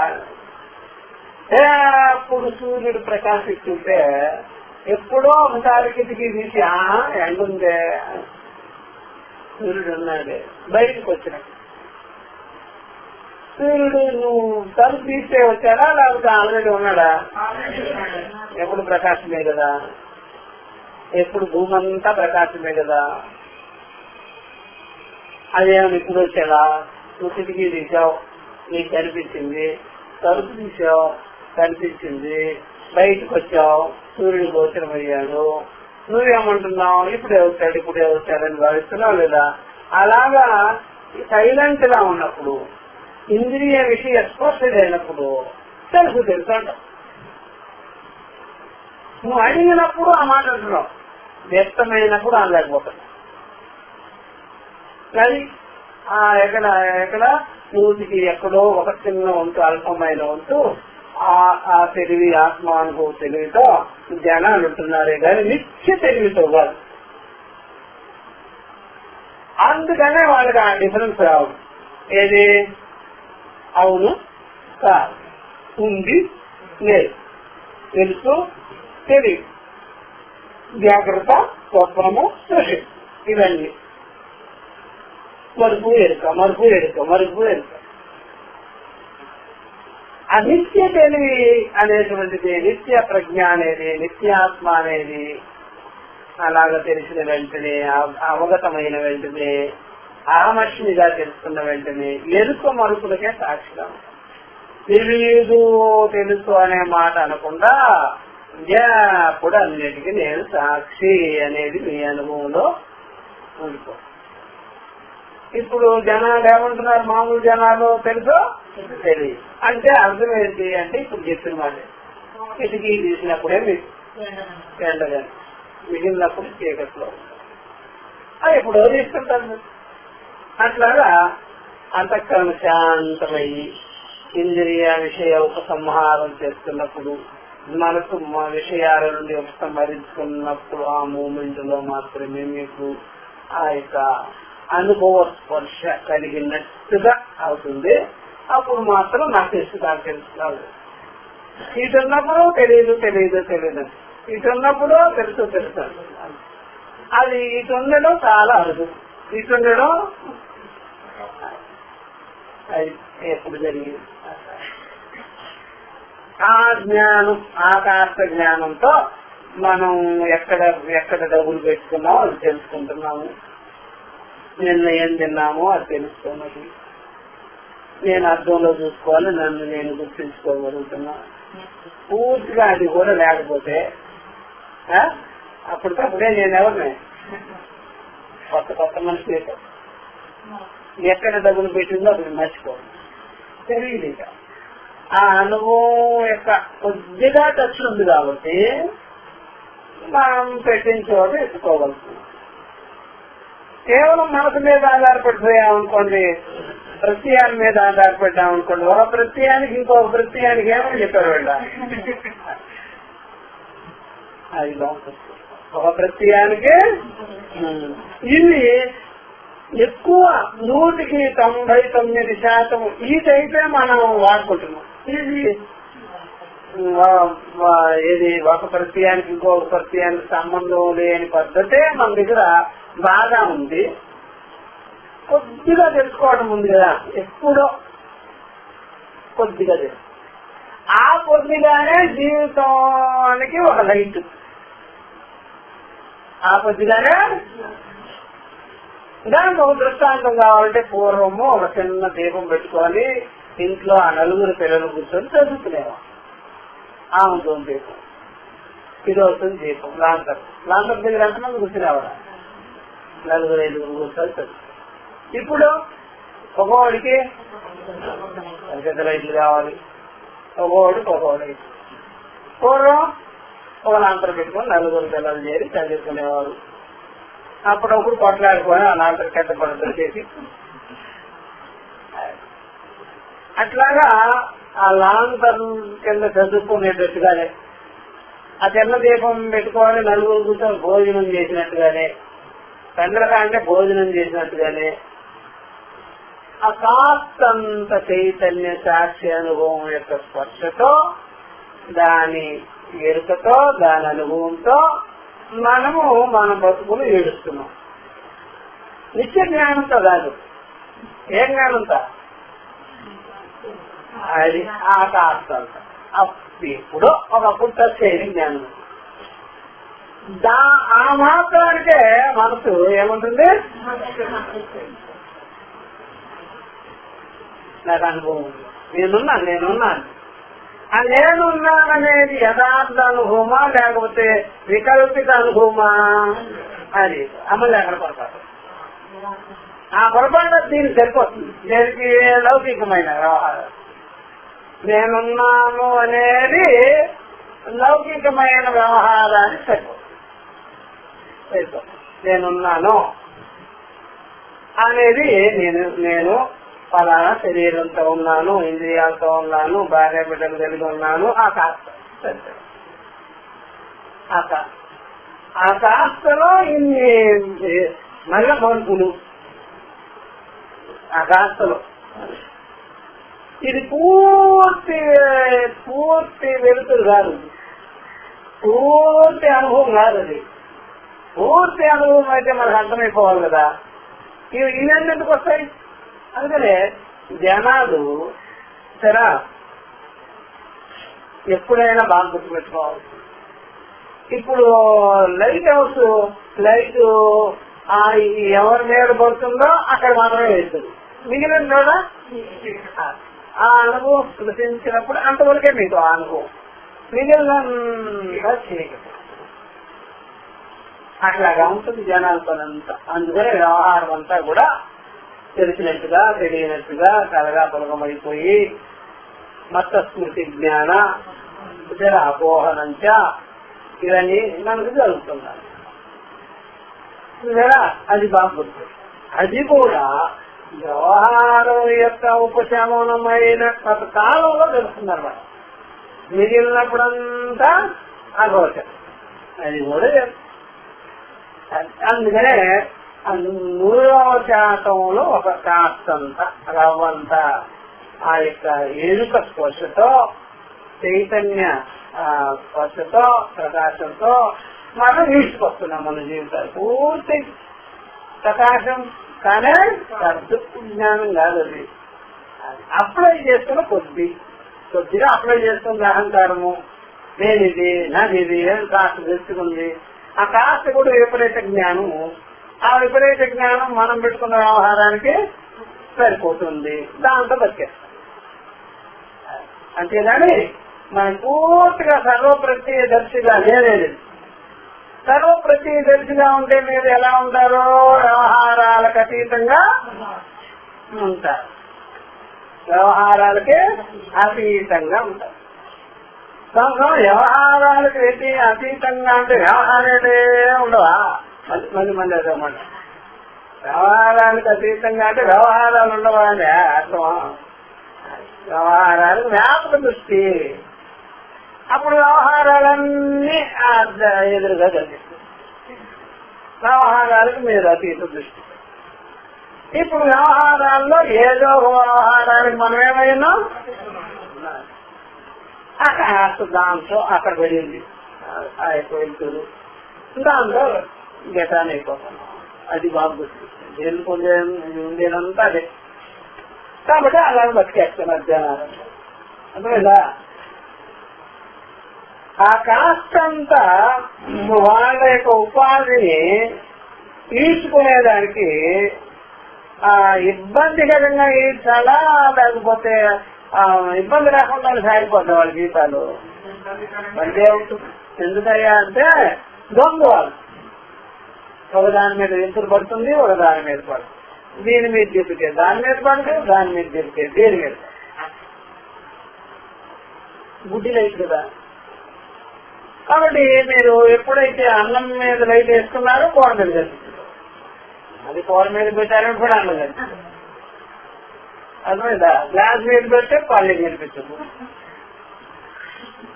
ఏం చేయాలి? పెద్ద తంటాను. అర్థమవుతుందా? ఆ ప్రకారంగా మనకుండే జ్ఞానం అల్పమైన జ్ఞానం అయిపోయింది, బుద్ధి ఇంద్రియాల జ్ఞానం అయిపోయింది. మనం సర్వదృష్టిగా ఉండడం లేదు. అందుకనే జనాలందరూ కూడా కాస్త పెట్టుకొని నేనిది నాదిది అని విపరీత భావంతో జీవించుకోవాల్సి వస్తుంది. అన్నమాట ఇప్పుడు జరిగింది అది. కాబట్టి చిచ్చక్తి స్వరూపం మాత్ర అని చెప్పేసినా కదా.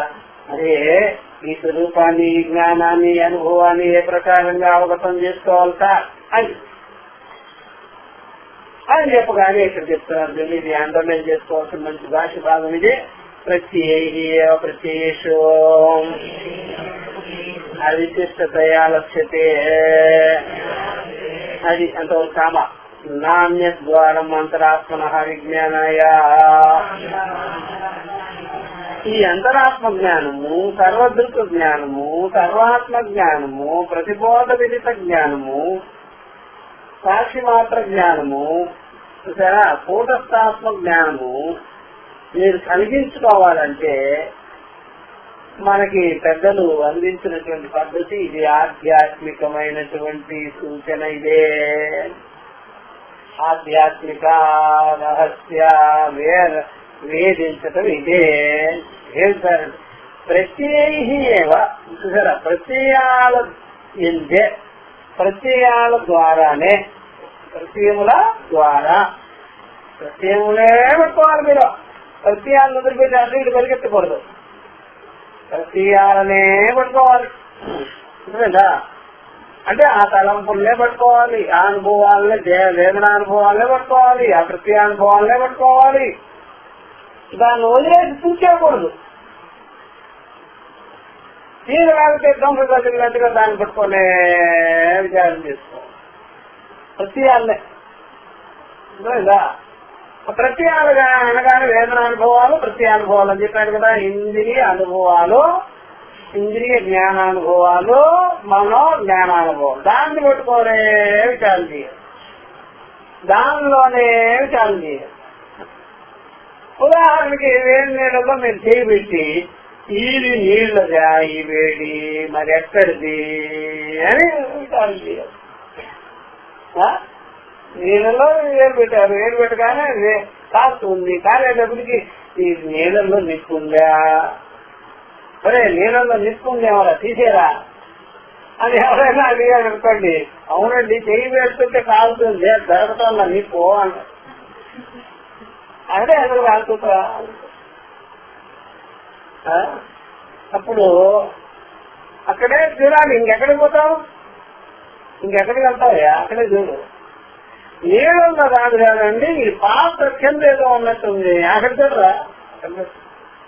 అవును, పాత్ర కింద బాగా మంటలు ఉన్నాయి, అందువల్లే ఈ నీళ్లు వేడెక్కాయి అన్నట్టుగానే ఆ ప్రత్యయాల లోపలికి మీరు వెళ్లి చూస్తే ఆ ప్రత్యయాల లోటు ఎంతవరకు ఉందో చూసినట్లయితే ఆ ప్రత్యయాలకి సాక్షిత్వం తెలుసు. ప్రత్యయానికే సాక్షిత్వం తెలుసు.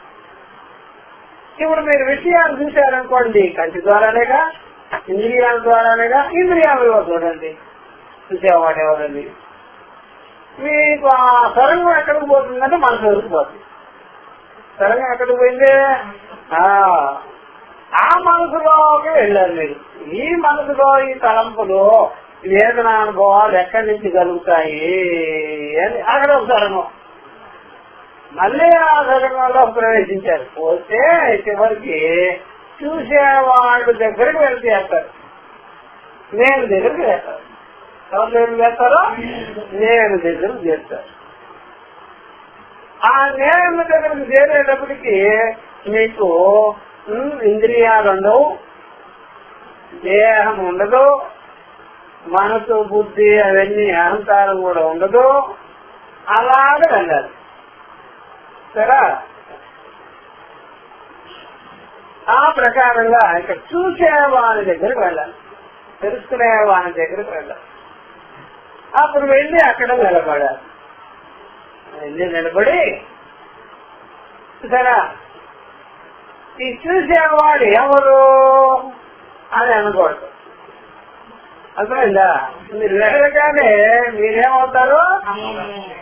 నేనేనే, ఇంకెవరు లేరు ఇక్కడ, చూసేవాడిని నేనే, చూసేవాడి కంటే కూడా ఎవరు లేరు ఇక్కడ,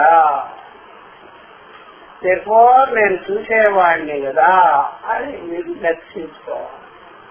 ఆత్మానం, స్వాత్మానం లక్షించుకొని కాముగా నేనే సాక్షి.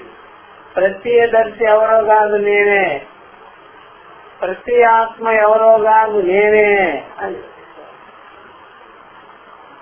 మీకు దాని అహంకారం వరకు మీరు వచ్చి ఆగినట్లయితే ప్రతి ఆత్మగా మిగలదు. మీరు ప్రత్యేవాన్, ప్రత్యయాలో ఉన్నవాడైపోతాడు.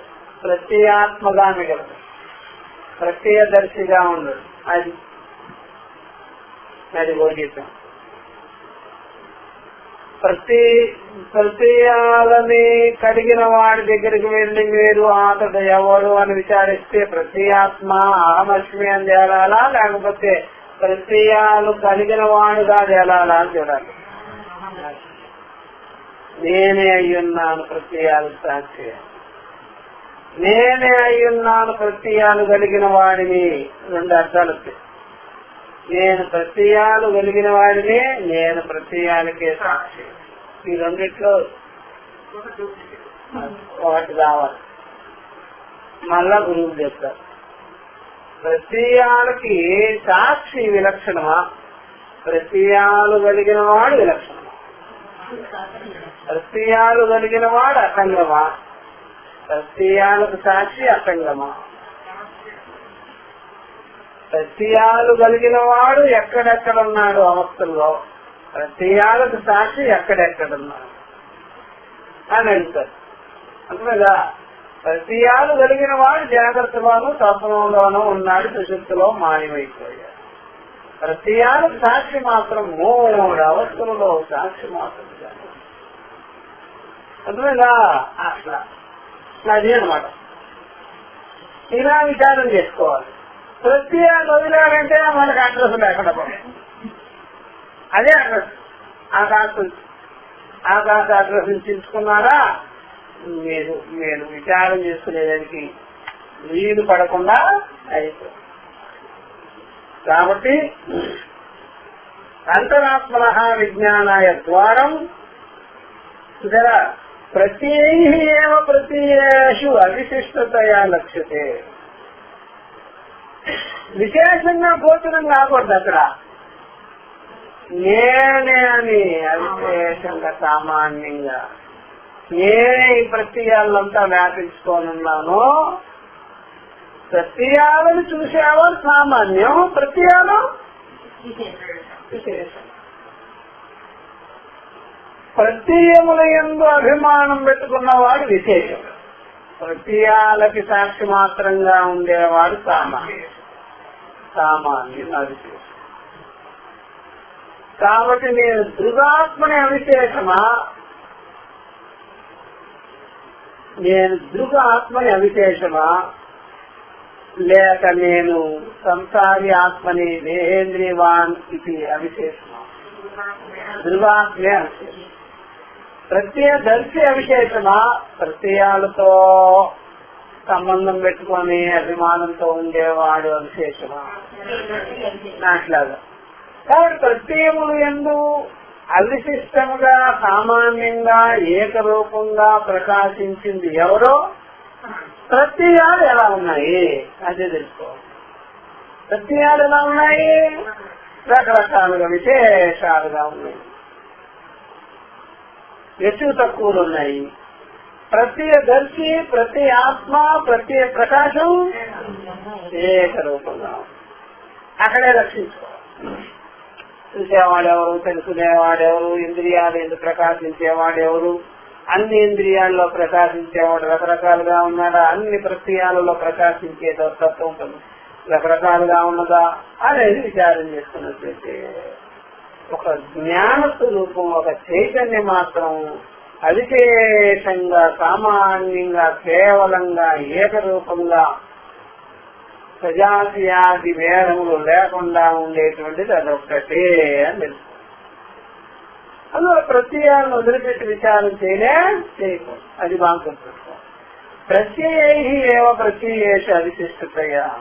ఈ రకమైనటువంటి వివేక జ్ఞానం ఎంతో ఉపయోగం అంటే మన జీవితంలో మనం ఎక్కువ తక్కువను లేకుండా, అప్ అండ్ డౌన్ అనేది లేకుండా ఏకరూపంగా మనం దుఃఖ స్వరూపం మాత్రంగా మనం వ్యవహారం చేశాం. మీరు సంసారిగా, అభిమానిగా, అహంకారిగా, ప్రత్యయాల స్వభావంగా ప్రత్యయాలు పట్టుకొని ఊగుతూ ఉన్నారనుకోండి, మీ జీవితం అంతా ఎక్కువ తక్కువలు, ఒడిదొడుకులు, అవి ఇవి గందరగోళం అయిపోయి ఎవరు కూడా మీరు ఆ విధంగానే ఉంటారు కదా. అందుకని వేదాంత జ్ఞానం అనేటువంటిది మిమ్మల్ని అసంగంగా, అసంసారిగా, అవిక్రియగా, నిత్యంగా నిలబెట్టు. ఏ వ్యవహారం చేసినా చేతికి అంటుకో, బుద్ధికి అంటుకో, హాయిగా ఉంటారు. ఇప్పుడు వ్యవహారం చేసేటప్పుడు ఎలా ఉన్నారు? నేట్లు అడుగు పెట్టినా అతుక్కోవడం, చేయి పెట్టినా అతుక్కోవడం, ఊరంతా ఊరికేనంత పాము వేసుకోవడం ఏంటది?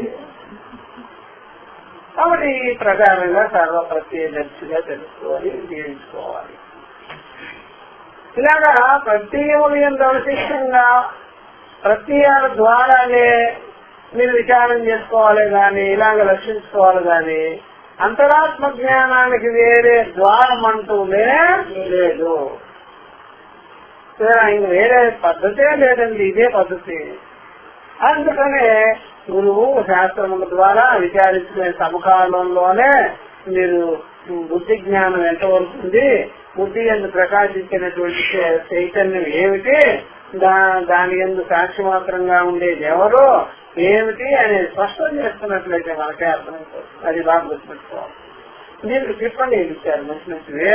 ప్రత్యయేహి ఏవా ప్రత్యయేషు సరే ప్రత్యయముల ద్వారానే, ప్రత్యయాలంటే ఆలోచనల ద్వారానే, బుద్ధిగతమైన ఆలోచనల ద్వారానే, ఆ బుద్ధిగతమైనటువంటి ఆలోచనలు ఏంటి కేవలం ప్రకాశంగా దృక్స్వరూపంగా సాక్షి మాత్రంగా అనుభవం మాత్రంగా నిర్విశేషంగా నిత్యంగా ప్రకాశించేది ఎవ్వరూ ఆయన అది విచారం చేసుకో.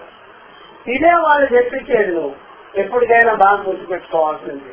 నువ్వు మొన్న ఎలా ఉన్నావు, నిన్న ఎలా ఉన్నావు, ఈ రోజు ఎలా ఉన్నావు, అప్పుడేమన్నావు, ఇప్పుడేమన్నావు, నీ మనసులో ఎన్ని రకాల ఆలోచనలు వస్తున్నాయో నీకు అర్థమవుతుందా లేదా చెప్పు అని అడుగుతారు. చెప్పు నువ్వేమేమనుకుంటున్నావు, నీ ఆలోచనలు ఎలా ఎలా ఉన్నాయి అని అడిగేటప్పుడే ఇదే ఇవన్నీ ఎందుకు అడుగుతారండి. నాకు ఆత్మవాది నువ్వు చెప్పు, తర్వాత నేను చెప్తాను బో. అక్కడ ఆత్మవాదం ఏం చెప్పరు, ముందు వీటినే చెప్తారు. ఏమిటి మనసులో ఏముంది, మనసులో ఎంత చెప్తుంది, ఏమిటి, అది ఎన్ని రకాలు ఉంది అది అడుగుతూ ఉంటారు.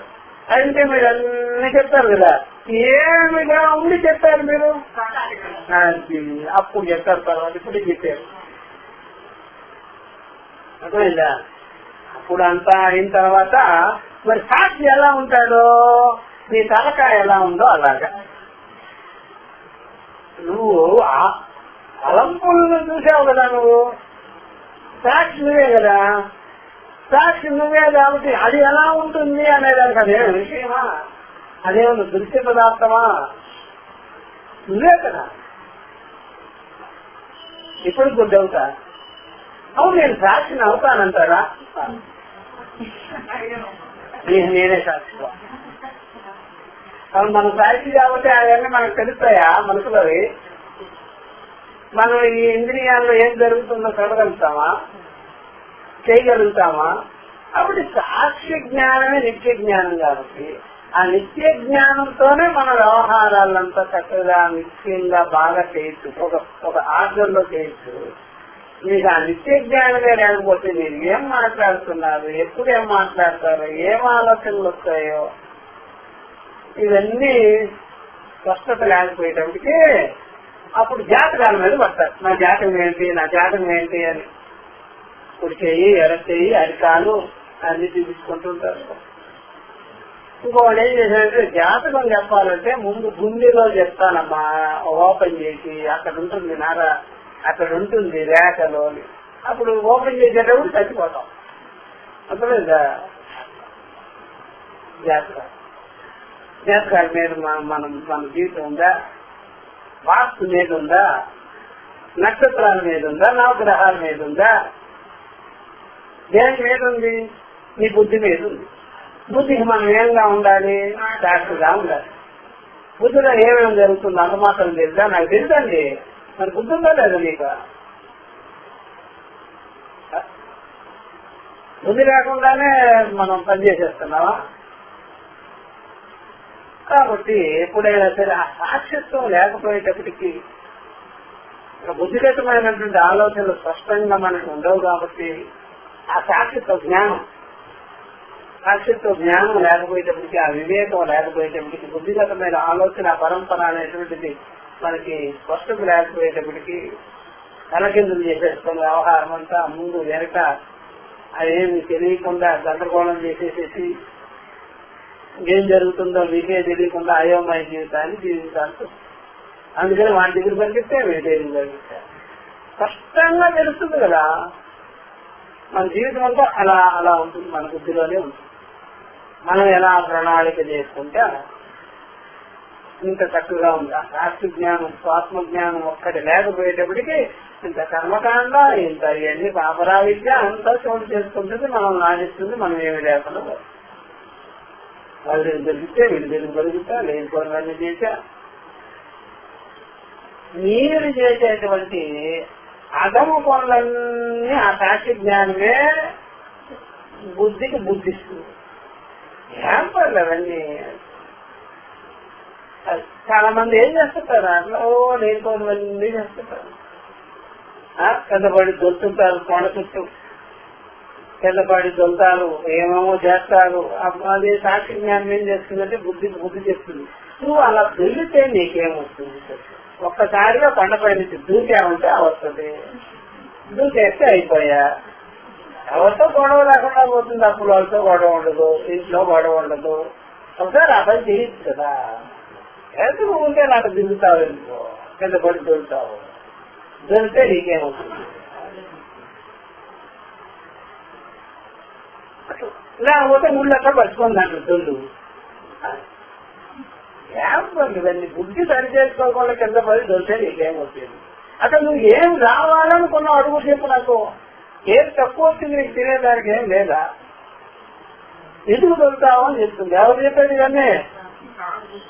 బుద్ధి చెప్పదలాగా దొల్లు ఏమన్నా అవుతుంది అంటే కాదు, ఎందుకు దొరుకుతావు అని చెప్తుంది సాక్షి. అది బాగుంది.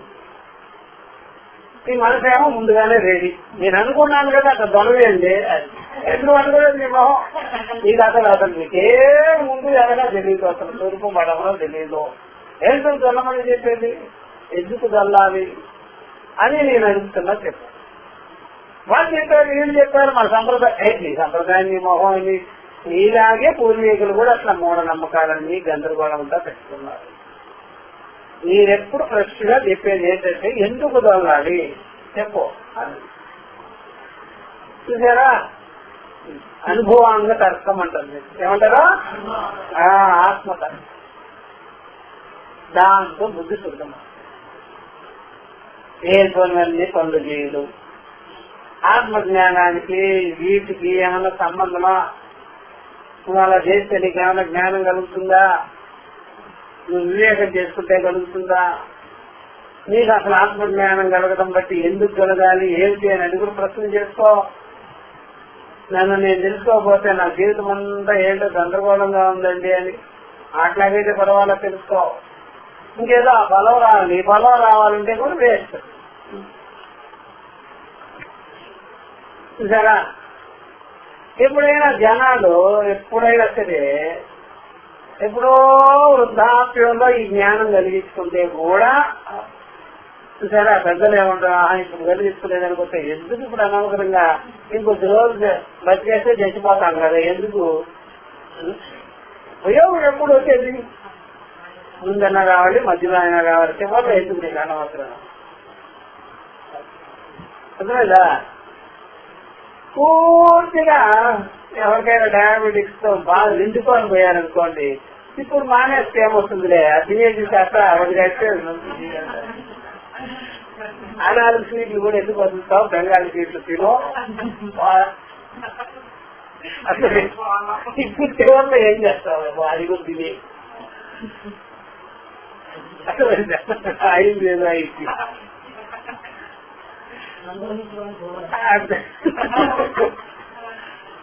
కాబట్టి ఎప్పుడైనా సరే ఆ శాస్త్ర జ్ఞానం లేకపోయేటప్పటికి మన మీద పెద్ద గురువులు అయిపోయి అజమాయిషి చేసేది వీళ్ళిద్దరే. ఎవరో బుద్ధి, అహంకారానికి వీళ్ళు పెద్ద మంత్రులు. అహంకారం చేత అవి చేయిస్తుంటారు వీళ్ళిద్దరు. అది అనుకుంది పాపం తెలియకుండా. అందువల్ల సాక్షి జ్ఞానం కలిగినప్పుడు ఈ ముగ్గురు పటాపం తెలియపోతారు. ఒక్కరు కనిపించారు, సదాసరి సాక్షేమంలో ఉండాలి. ఈ ముగ్గురు చూసారా, ఇది బోగస్ కంపెనీ. ఎవరు ముగ్గురు వచ్చి దీంట్లో చేరి ఒక ఆఫీస్ పెట్టుకొని నవద్వారపురం అనే ఆఫీసు కట్టణం చేసి దొంగ బిల్లులన్నీ రాసేస్తున్నారు. సాక్షి రాగానే రోజు తిప్పేసి ఈ ఆఫీస్ వదిలిపెట్టి వెళ్ళిపోతారు వాళ్ళు. ఆ సాక్షి లేనంత వరకు వీళ్ళిద్దరూ ఈ ముగ్గురు ప్రయత్నం ఈ లోపల జరబడి ఏమేమి చేసేసినారో పడవంటారు. సాక్షి జ్ఞానం కలగగానే పలాయనం అంతే. ఎక్కడ పోయారు సార్? ఇంతకాలం చేసిందంతా వీళ్ళే ఇక్కడ చూసారా? అది బాగుంటుంది. కాబట్టి ప్రత్యేషు అవిశిష్టతయా లక్ష్యతే నా అన్యద్వారం అంతరాత్మన విజ్ఞానాయ అని చెప్పేశారు కదా. ఇక్కడ ప్రత్యేహి అంటే ద్వారభూతై నటు ద్రష్టభూతై. ద్వారాలు ప్రత్యేయాలే, ద్రష్ట కాదు. నువ్వు ద్రష్టనేం చూడద్దు, ద్రష్టనేం చూడద్దు. ద్రష్ట కాదు ద్వారం నీకు, ప్రత్యయాలే ద్వారం. ఈ ప్రత్యయాలు ఎక్కడ వరకు పోతాయో అని చూడు. ఎక్కడ వరకు దీనికి పునాది ఉంది, మూలం ఉంది అని అక్కడ అహం. అందుకని అహంకారం అంటే ఒక ప్రత్యయమే, బుద్ధి కూడా ప్రత్యయమే, మనసు కూడా ప్రత్యయమే. సాక్షి తెలియగానే ముగ్గురు మాయ.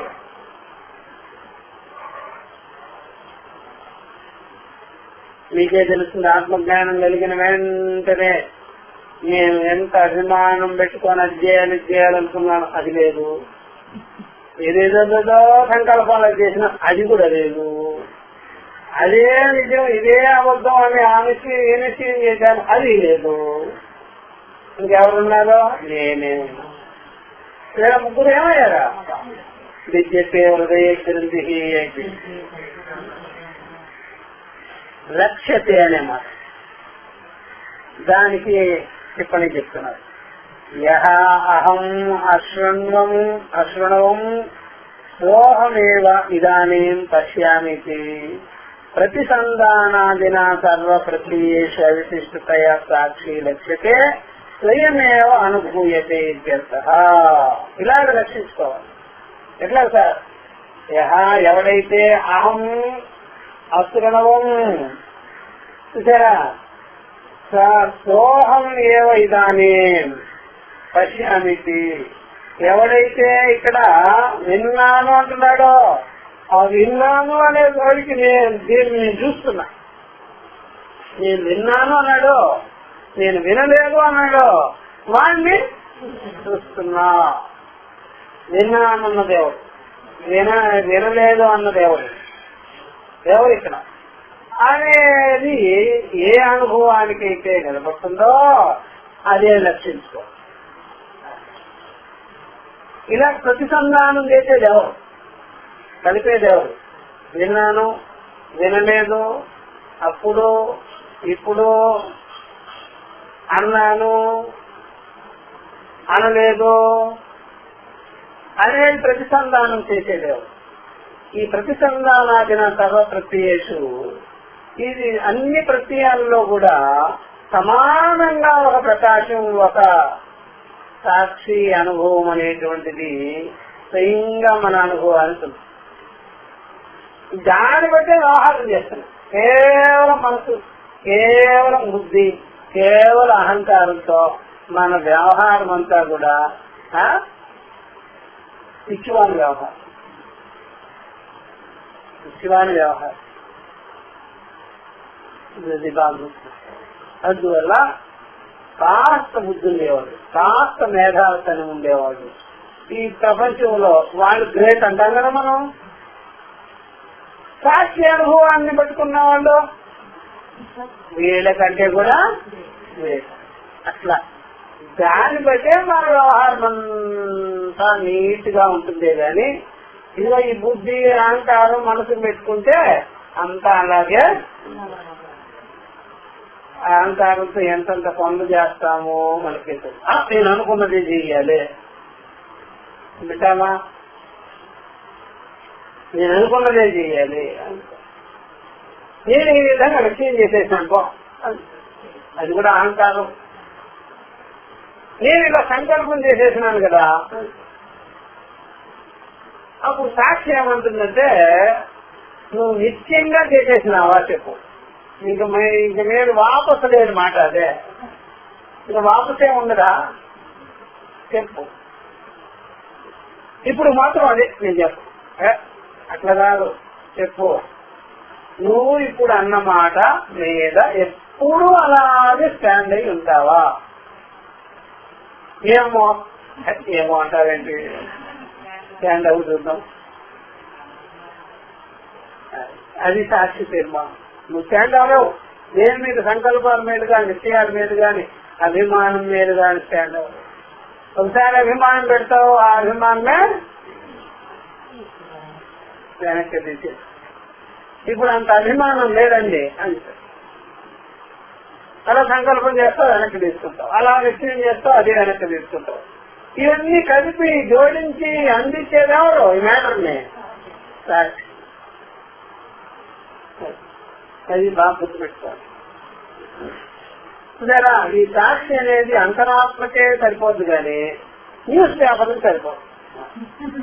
న్యూస్ పేపర్లు సాక్షి అంటే ఎవరైనా నవ్వుతారు. సాక్షి కాదు, పక్షి. పక్షి అని మీ సాక్షి అండి. అది మన అంతరాత్మ విషయం కానీ సాక్షి అనేది అయ్యేమో పెట్టుకోలేదు. ఎవరు సాక్షి చెప్పేది? సాక్షి చెప్పేది లేదు, ఏం లేదు.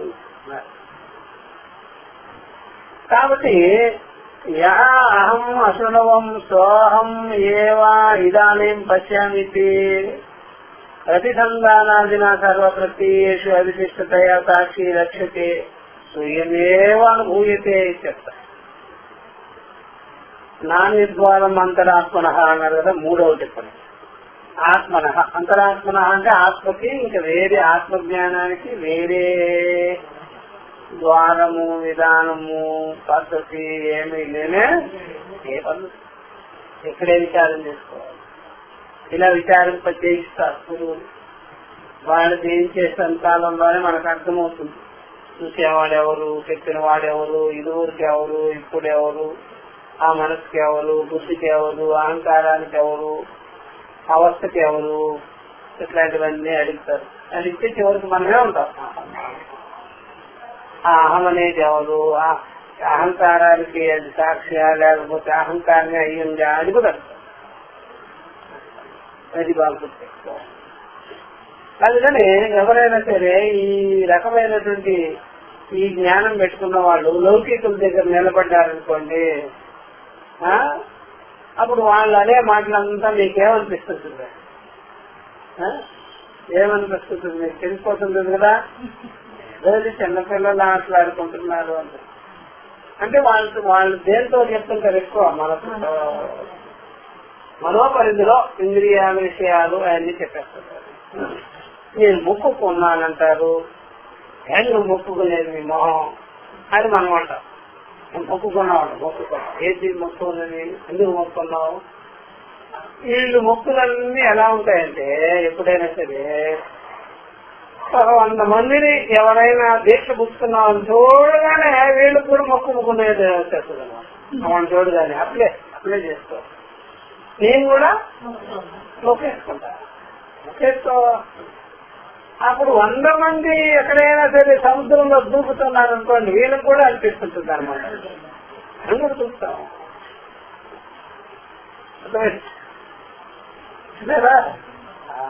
నువ్వు దెయ్యం ప్రత్యేకంగా పడవలసిన పనులు దెయ్యాలు లాభంలా ఉంటాయి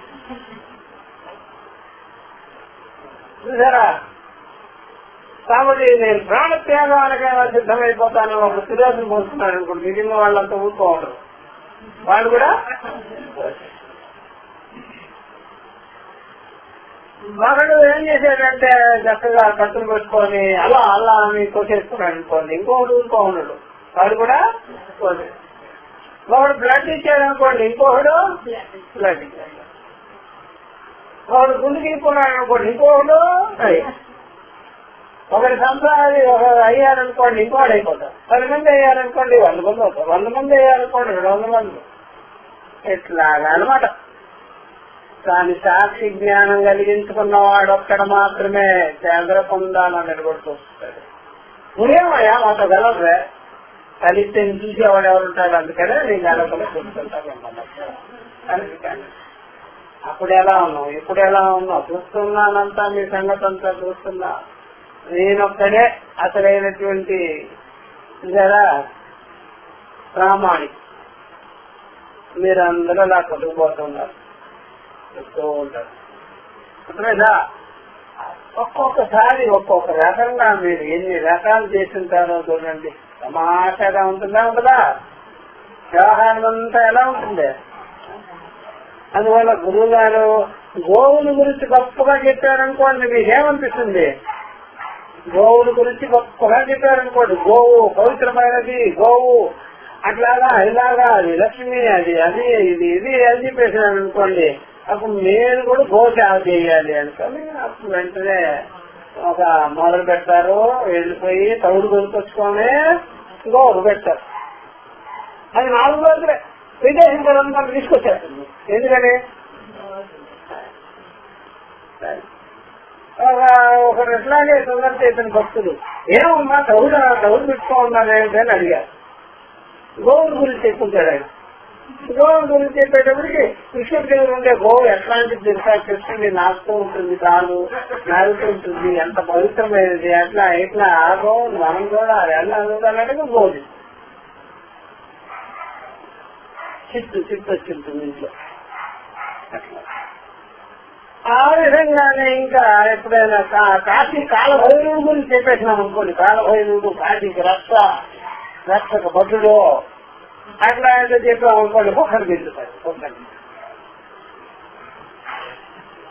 అవుతాయి అంటే తులసి మాలల గురించి తప్పుగా చెప్పాం అనుకోండి, తులసి మాల కూడా. రుద్రాక్షం గురించి చెప్తే రుద్రాక్షం కూడా. ఎట్లా వీటిని ఒక సాక్షి అనుభవంతో ఉండేవాడు చూస్తుంటాడు. ఇవన్నీ కానీ చెత్తంతా పోగేయండి. మళ్ళా ఏం చేస్తే మనకి కనిపించేది కనిపించాడు అన్ని వాడేసి పడేసేసింది. ఇట్లా ఇట్లా కాబట్టి ఈ ప్రకారంగా జనాలు ఈ ప్రకారంగా రకరకాల మార్పు చేర్పులంతా అవన్నీ కూడా మనోదృష్టి అనమాట. అదంతా అంతా ఏంటంటే మనోదృష్టి. మనతో ఆ విధంగా కొట్టుకుంటారు. ఏక నిర్ణయం, ఏక నిశ్చయము, శాశ్వతమైనటువంటి నిశ్చయము ఒకటి కనిపించదు. అంతా మార్చే. అందుకని మీరు ఎప్పుడైనా సరే మీ ఇళ్లలో మీరు ఎన్ని రకాలు చేస్తుంటారు అవన్నీ కూడా ఒక్కసారిగా మీరు నెమరు వేసుకున్నారనుకోండి, అప్పుడు వాళ్ళు అదేదో చెప్తే ఇది కొన్నా, వాళ్ళు అదేదో చెప్తే ఇది కొన్నా అంటుంటారు చూడండి. మీరు అవునా కదా? అన్ని ఆరోపణ అట్లా అన్ని చేసి తర్వాత ఇప్పుడు అవి పక్కకి పెట్టేస్తుంటారు. అట్లాగా ఇదరా విజ్ఞానాయ అంతరాత్మన విజ్ఞానాయ అని చెప్పారు కదా. ఇక్కడ చెప్తున్నారు విజ్ఞానాయ అని కాదు. బౌద్ధ ప్రత్యయ సంబంధ ఏవ ఉపలబ్ధి హేతు బ్రహ్మణ. బ్రహ్మజ్ఞానం కలిగించుకోవాలంటే బుద్ధి ప్రత్యయాదులనే అన్వేషించాలి, బుద్ధి ప్రత్యయాదులనే శోధించాలి, బుద్ధి ప్రత్యయాలతో సంబంధం పెట్టుకోవాలి. బుద్ధిలో ఏ తలంపులు లేకూడదు అని మాత్రం అనుకోండి. బుద్ధిలో ఏ తలంపులు లేకుండా పోవాలి అంటే విచారించుకునే దానికి యోగ్యత లేకుండా పోతుంది. అందరూ ఇదే చెప్తుంటారు ఎప్పుడైనా సరే. ఆలోచనలే లేకుండా ఎలా పోవాలి స్వామి? ఆలోచనలే లేకుండా పోవాలంటే ఎలా చేయాలంటే తనపై తీసేసుకుంటే పోతాయి సార్. ఆలోచనలే ఉండకూడదట. అసలు ఆలోచన ఎందుకు వస్తుంది, ఎవరికి వస్తుంది, ఏమై వస్తుంది, ఎప్పుడు ఉంటుంది, ఎప్పుడు ఉండదో అని చెప్పుకో, నీకే అర్థమైపోతుంది. బౌద్ధ ప్రత్యయ సంబంధ ఏవ ఉపలబ్ధి హేతు బ్రహ్మణ. బ్రహ్మము నిశ్చయానికి రావాలి, జ్ఞానం కలిగించుకోవాలి అన్నప్పుడు బుద్ధి ప్రత్యయ సంబంధం పెట్టుకోనే ఆ బుద్ధి ప్రత్యయ సంబంధంతో మీరు వెతకాలి. అప్పుడు బ్రహ్మణ జ్ఞానం భౌతి ఉపలబ్ధికి. ఎట్లా సార్ అది? ఎట్లా శంకర తైత్రీయ భాషలో తీసుకొచ్చారు. రాహో చంద్రార్క సంబంధ. రాహువు చంద్రుడు యొక్క గ్రహణ సంబంధం ఉంది. రాహు ఎక్కడ తెచ్చాడు మనకి? రాహు లేదు, గీహు లేదంతా. చంద్రుడు ఉన్నాడు, సూర్యుడు ఉన్నాడు, భూమి ఉంది. వాళ్ళ పరస్పరం నీడలు ఉన్నాయి. సూర్యుడు, చంద్రుడు, భూమి పరస్పరం నీడలు. ఒక దాని మీద ఇంకో దాని మీద పడుతూ ఉంటుంది, ఎప్పుడు పడుతూనే ఉంటుంది. దీని రాహుకేతులుగా చిత్రీకరించినారు వీళ్ళు జ్యోతిష శాస్త్రవేత్తలు, పౌరాణికులు. చూసారా, వాటి వల్ల మనకేం ట్రబుల్ ఉండదు, ఆ కథల వల్ల ఏమి వచ్చేది ఏమి ఉండదా ఉండదు. అట్లా అది బాగా పెట్టుకోవాలి. దీనికి బోల్డ్ అల్లుతారు, మనకు తెలిసేదేగా, చాలా అల్లుతారు. త్వరగా ఏం ఉంచుకోకుండా డబ్బాల బియ్యము, డబ్బాల పప్పు, డబ్బాల అన్ని తీసుకెళ్లి పారబోసామంటారు. కడుపులో ఇంకా కొంత ఉంటుంది, అదేం చేస్తావు. అలాగే షాపుల్లో ఉంటే బియ్యం ఏం చేయాలి, అవి పారబోసేయాలి. అట్లా ఆ ప్రకారం రాహో చంద్ర అర్క సంబంధ. చూసారా, రాహు చంద్రుడు అర్క సూర్యుడు వాళ్ళ సంబంధం. ఇవి అదేంటి, భూమి నీడ. రాహు అనేది కేతు అనేది భూమి నీడ, పరస్పరం నీడ. అంతేగాని అక్కడ ఏం వాస్తవంగా ఏమి లేదు. నస్య నిర్విశేష ఉపలబ్ధి ద్వారం అంతరం అస్తి. కాబట్టి ఆ ప్రకారంగానే ఇక్కడ మనం బౌద్ధ ప్రత్యయాలను బట్టి బుద్ధి సాక్షిని గుర్తించాలి. బౌద్ధ ప్రత్యయాల ఆగమాపాయాన్ని బట్టి సాక్షిత్వాన్ని గుర్తించాలి. డైరెక్ట్ సాక్షిత్వం తెలుస్తుందా, బుద్ధి ప్రత్యయాలకు సాక్షి ఎవరో తెలుస్తుందా? బుద్ధి ప్రత్యయాలు ఒకే రకంగా ఉంటే తెలుస్తుందా, బుద్ధి ప్రత్యయాలు మార్పు చేర్పులుగా ఉంటే తెలుస్తుందా? బుద్ధి ప్రత్యయాలు వస్తూ పోతుంటేనే కదా తెలిసేది. తెలుసుకునేవాడు ఎవడు? బుద్ధి ప్రత్యయాల వలే అతను సీన్లోకి వచ్చాడా, సీన్లోకి రాడు, పిక్చర్లోకి రాడాయన. అయినా మనకి అవగతం అయిపోయింది, జ్ఞానం కలుగుతుంది. దేవనే నేనే సాక్షి. కాబట్టి బుద్ధి ప్రత్యయాలను బట్టి, బుద్ధి ప్రత్యయాలు మార్పు చేతులను బట్టి, బుద్ధి ప్రత్యయాలు ఆగమాపాయాన్ని బట్టే మనం బుద్ధి ప్రత్యయాలకి ప్రత్యదర్శి సాక్షి అహమస్మి అని చెప్తుంది. ఆ అహమస్మి అనేది మనం అయ్యి కూడా గురువుల దగ్గర వింటుంటాం. ఇదంతా చూసేవాడెవరో, ఈ వస్తువు పోతున్నదంటే నీకెలా తెలుసో అని అడుగుతాడు ఆయన.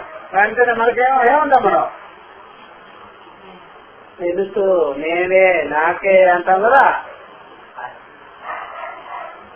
ఇదేనయ్యా, నువ్వే సాక్షి, నువ్వే దానికి నిర్వికారంగా నిత్యంగానున్నావు. అవన్నీ మారిపోయేవే, నువ్వొక్కడే నిత్యము. ఈ జ్ఞానం లేనప్పుడు బుద్ధి ప్రత్యయాలతో మనం జమై ఉంటాం. కాబట్టి నేను, నాకు తెలియదు, అప్పుడు నన్ను నేను అయోమయంగా, మార్చేతులుగా, సంసారిగా, వికారిగా చెప్పుకుంటా, అయిపోతా. ఇప్పుడు ఇలా విచారం చేసేటప్పటికి బుద్ధి ప్రత్యయాలకు నేనేమై ఉన్నాను, సాక్షిగా. ఇట్లాగా నస్య నిర్విశేష ఉపలబ్ధి ద్వారం అంతరం అస్తి. ఆ నిర్విశేషమైనటువంటి దానికి, ఆ జ్ఞానానికి వేరే ద్వారం ఏంటూ ఏమీ లేదు, బుద్ధి ప్రత్యయాలే. ఆ బుద్ధి ప్రత్యయాలు లేకుండా చేసుకుంటే మాత్రం మీకు ఏమి తెలియదే. అందుకనే బోధ జ్ఞానం ఇక్కడ టీచింగ్ లోకి రండి అని చెప్పేది. అలా ధ్యానం చేస్తే మీకు ఏమి రాదు అని చెప్పేది. ఊరిగా కలుపుకుంటే ఏమి రాదు, మనసును చేసుకుని వచ్చేస్తే ఏమి రాదు. ఇలా విచారించుకుంటేనే వస్తుంది, తెలుస్తుంది. ఇది మనం నెక్స్ట్ క్లాస్ లో ఇలాగా ఓం సహనౌ సహనౌ